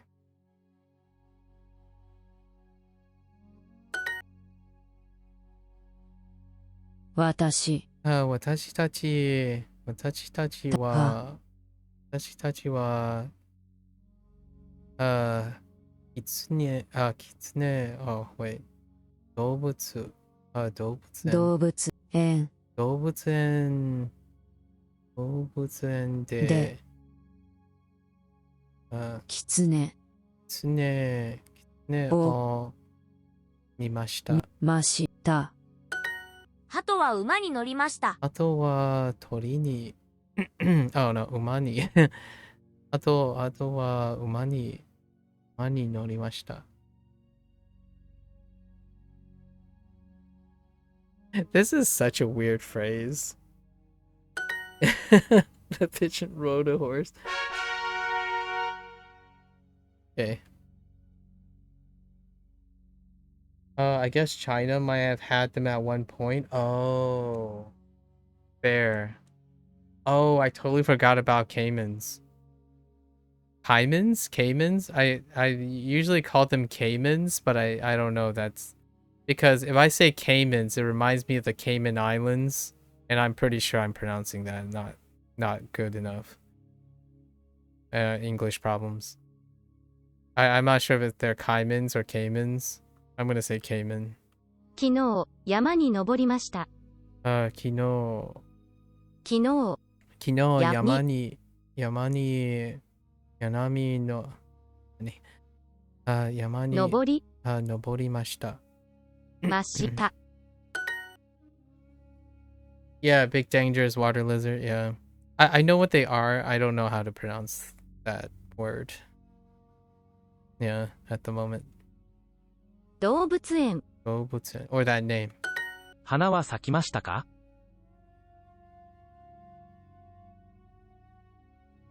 花は咲きましたか？ Whoa, here's a fun thing that deals with Inktober. So I got a lot of prompts lately, right? And Inktober has a lot of prompts. And what I've been doing is I've been trying to find Japanese words and Chinese words that embodies the prompt, like when I'm drawing pictures and stuff. And one word that came up that was very funny was the word trek. I think trek was a really interesting word for both Japanese and Chinese. Like there's quite a discussion with that. More recently, guidebook. It was an interesting one too. Guidebook. The different Japan had more appropriate differentiation, but Chinese not as much, actually. Interesting enough for guidebook, like the idea of a guidebook. Oh, actually today was journal, and that was also interesting between these two as well. I ultimately settled on something that deal with tracking the day. So it was like a day record. Like they had a different, this one was a book, a day book. So day, chu, right? And, oh no, maybe not. No, they didn't go with shu. Did they go with shu? I think they went with something that looked... Oh no, I have to check again. I've been learning some extra little fun interactions between English, knowing the English word and finding the Japanese and Chinese word, or like scavenging to see if I can put together radicals. I'm picking specific radicals that are put together that kind of elicits the same meaning. Like roam. Roam is another one. Was a prompt. What it's like to roam. There's a lot of that. Or horizon. Ooh, horizon was interesting. I ultimately picked something that dealt with a plane and boundary. For both. For Japanese and Chinese, I picked something that meant a plane, the boundary between plane. Like a flat plane. I guess for fishers, there's some weird Russian animal like that. Apples. Apple. 花は咲きましたか？ I don't know a lot about animals. 花 花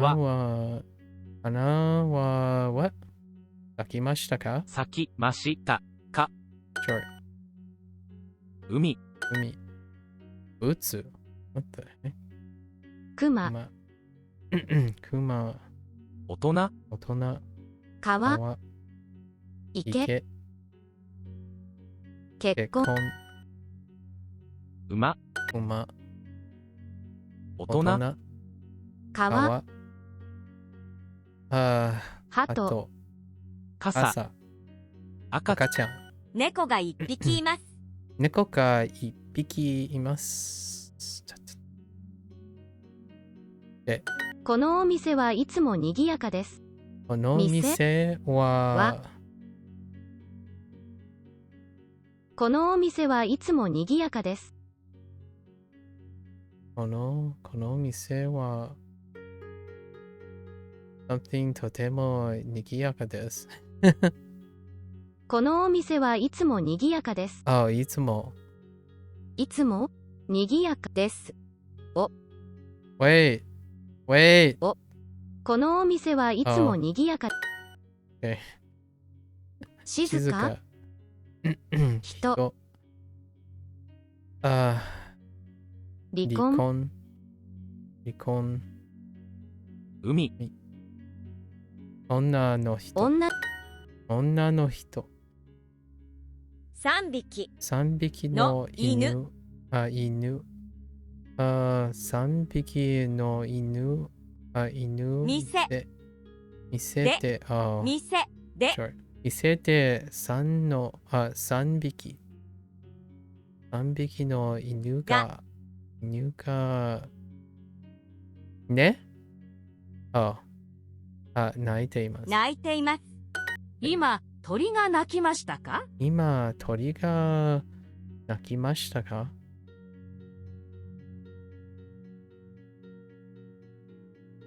今。Okay. Yeah, okay. Otters are mustelids too, so they'll have some Oh, okay. Fair enough. Well, they have a lot of sea otter. Wait, are you talking about Russians now, or are you talking about Japanese? Yeah, sea otters, man. そこ Two animals are そこ standing there. 2匹2匹動物。2匹の動物。そこがそこに立っています。立っています。鳥の声が少しうるさいです。鳥の声が少しいやうるさいです。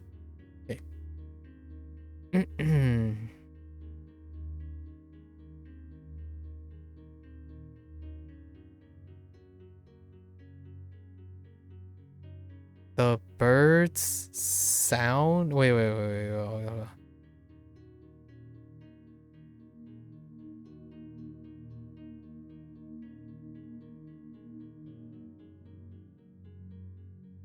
The sound of birds is a little noisy. Boy. Oh, Japanese? Yeah, they have sea otters though. You know, you little guys. Ni hao, Tin. Ni hao.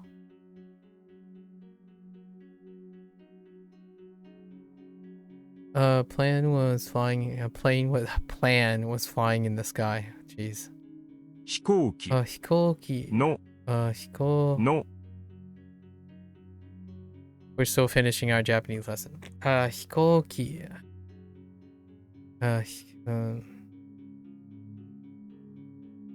Hikoki ga 空空を空を飛飛んんででいました。ました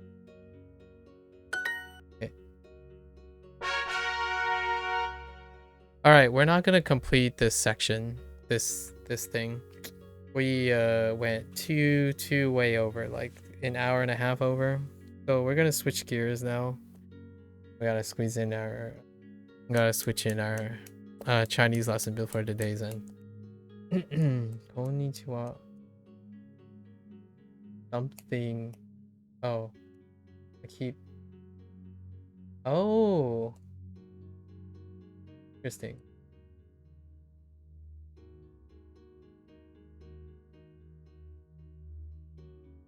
Okay. I'm gonna take a quick break.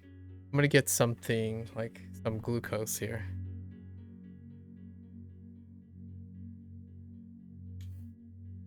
I'm gonna get some glucose here. Fun discussions, wonderful takes, talking about language all day long, yapping about language all day long. I can do this all day long, provided that my voice keeps. Unfortunately, my voice doesn't keep up. So I'm gonna try to get something to sip on a little bit, and I'll be back. So keep on, keep on going. Thank you for hanging out, right? Yeah, I'm pretty good. I'm tired, just the normal exhaustion. Yeah. So we're gonna watch this later, right? Arigatou gozaimasu, right? So for all the Japanese learners, right? Mata ne. Ja ne, minasan. I'm gonna get up, walk around a little bit, take a quick bathroom break, grab a little snack, and I'll be back for the Chinese lesson. Thank you.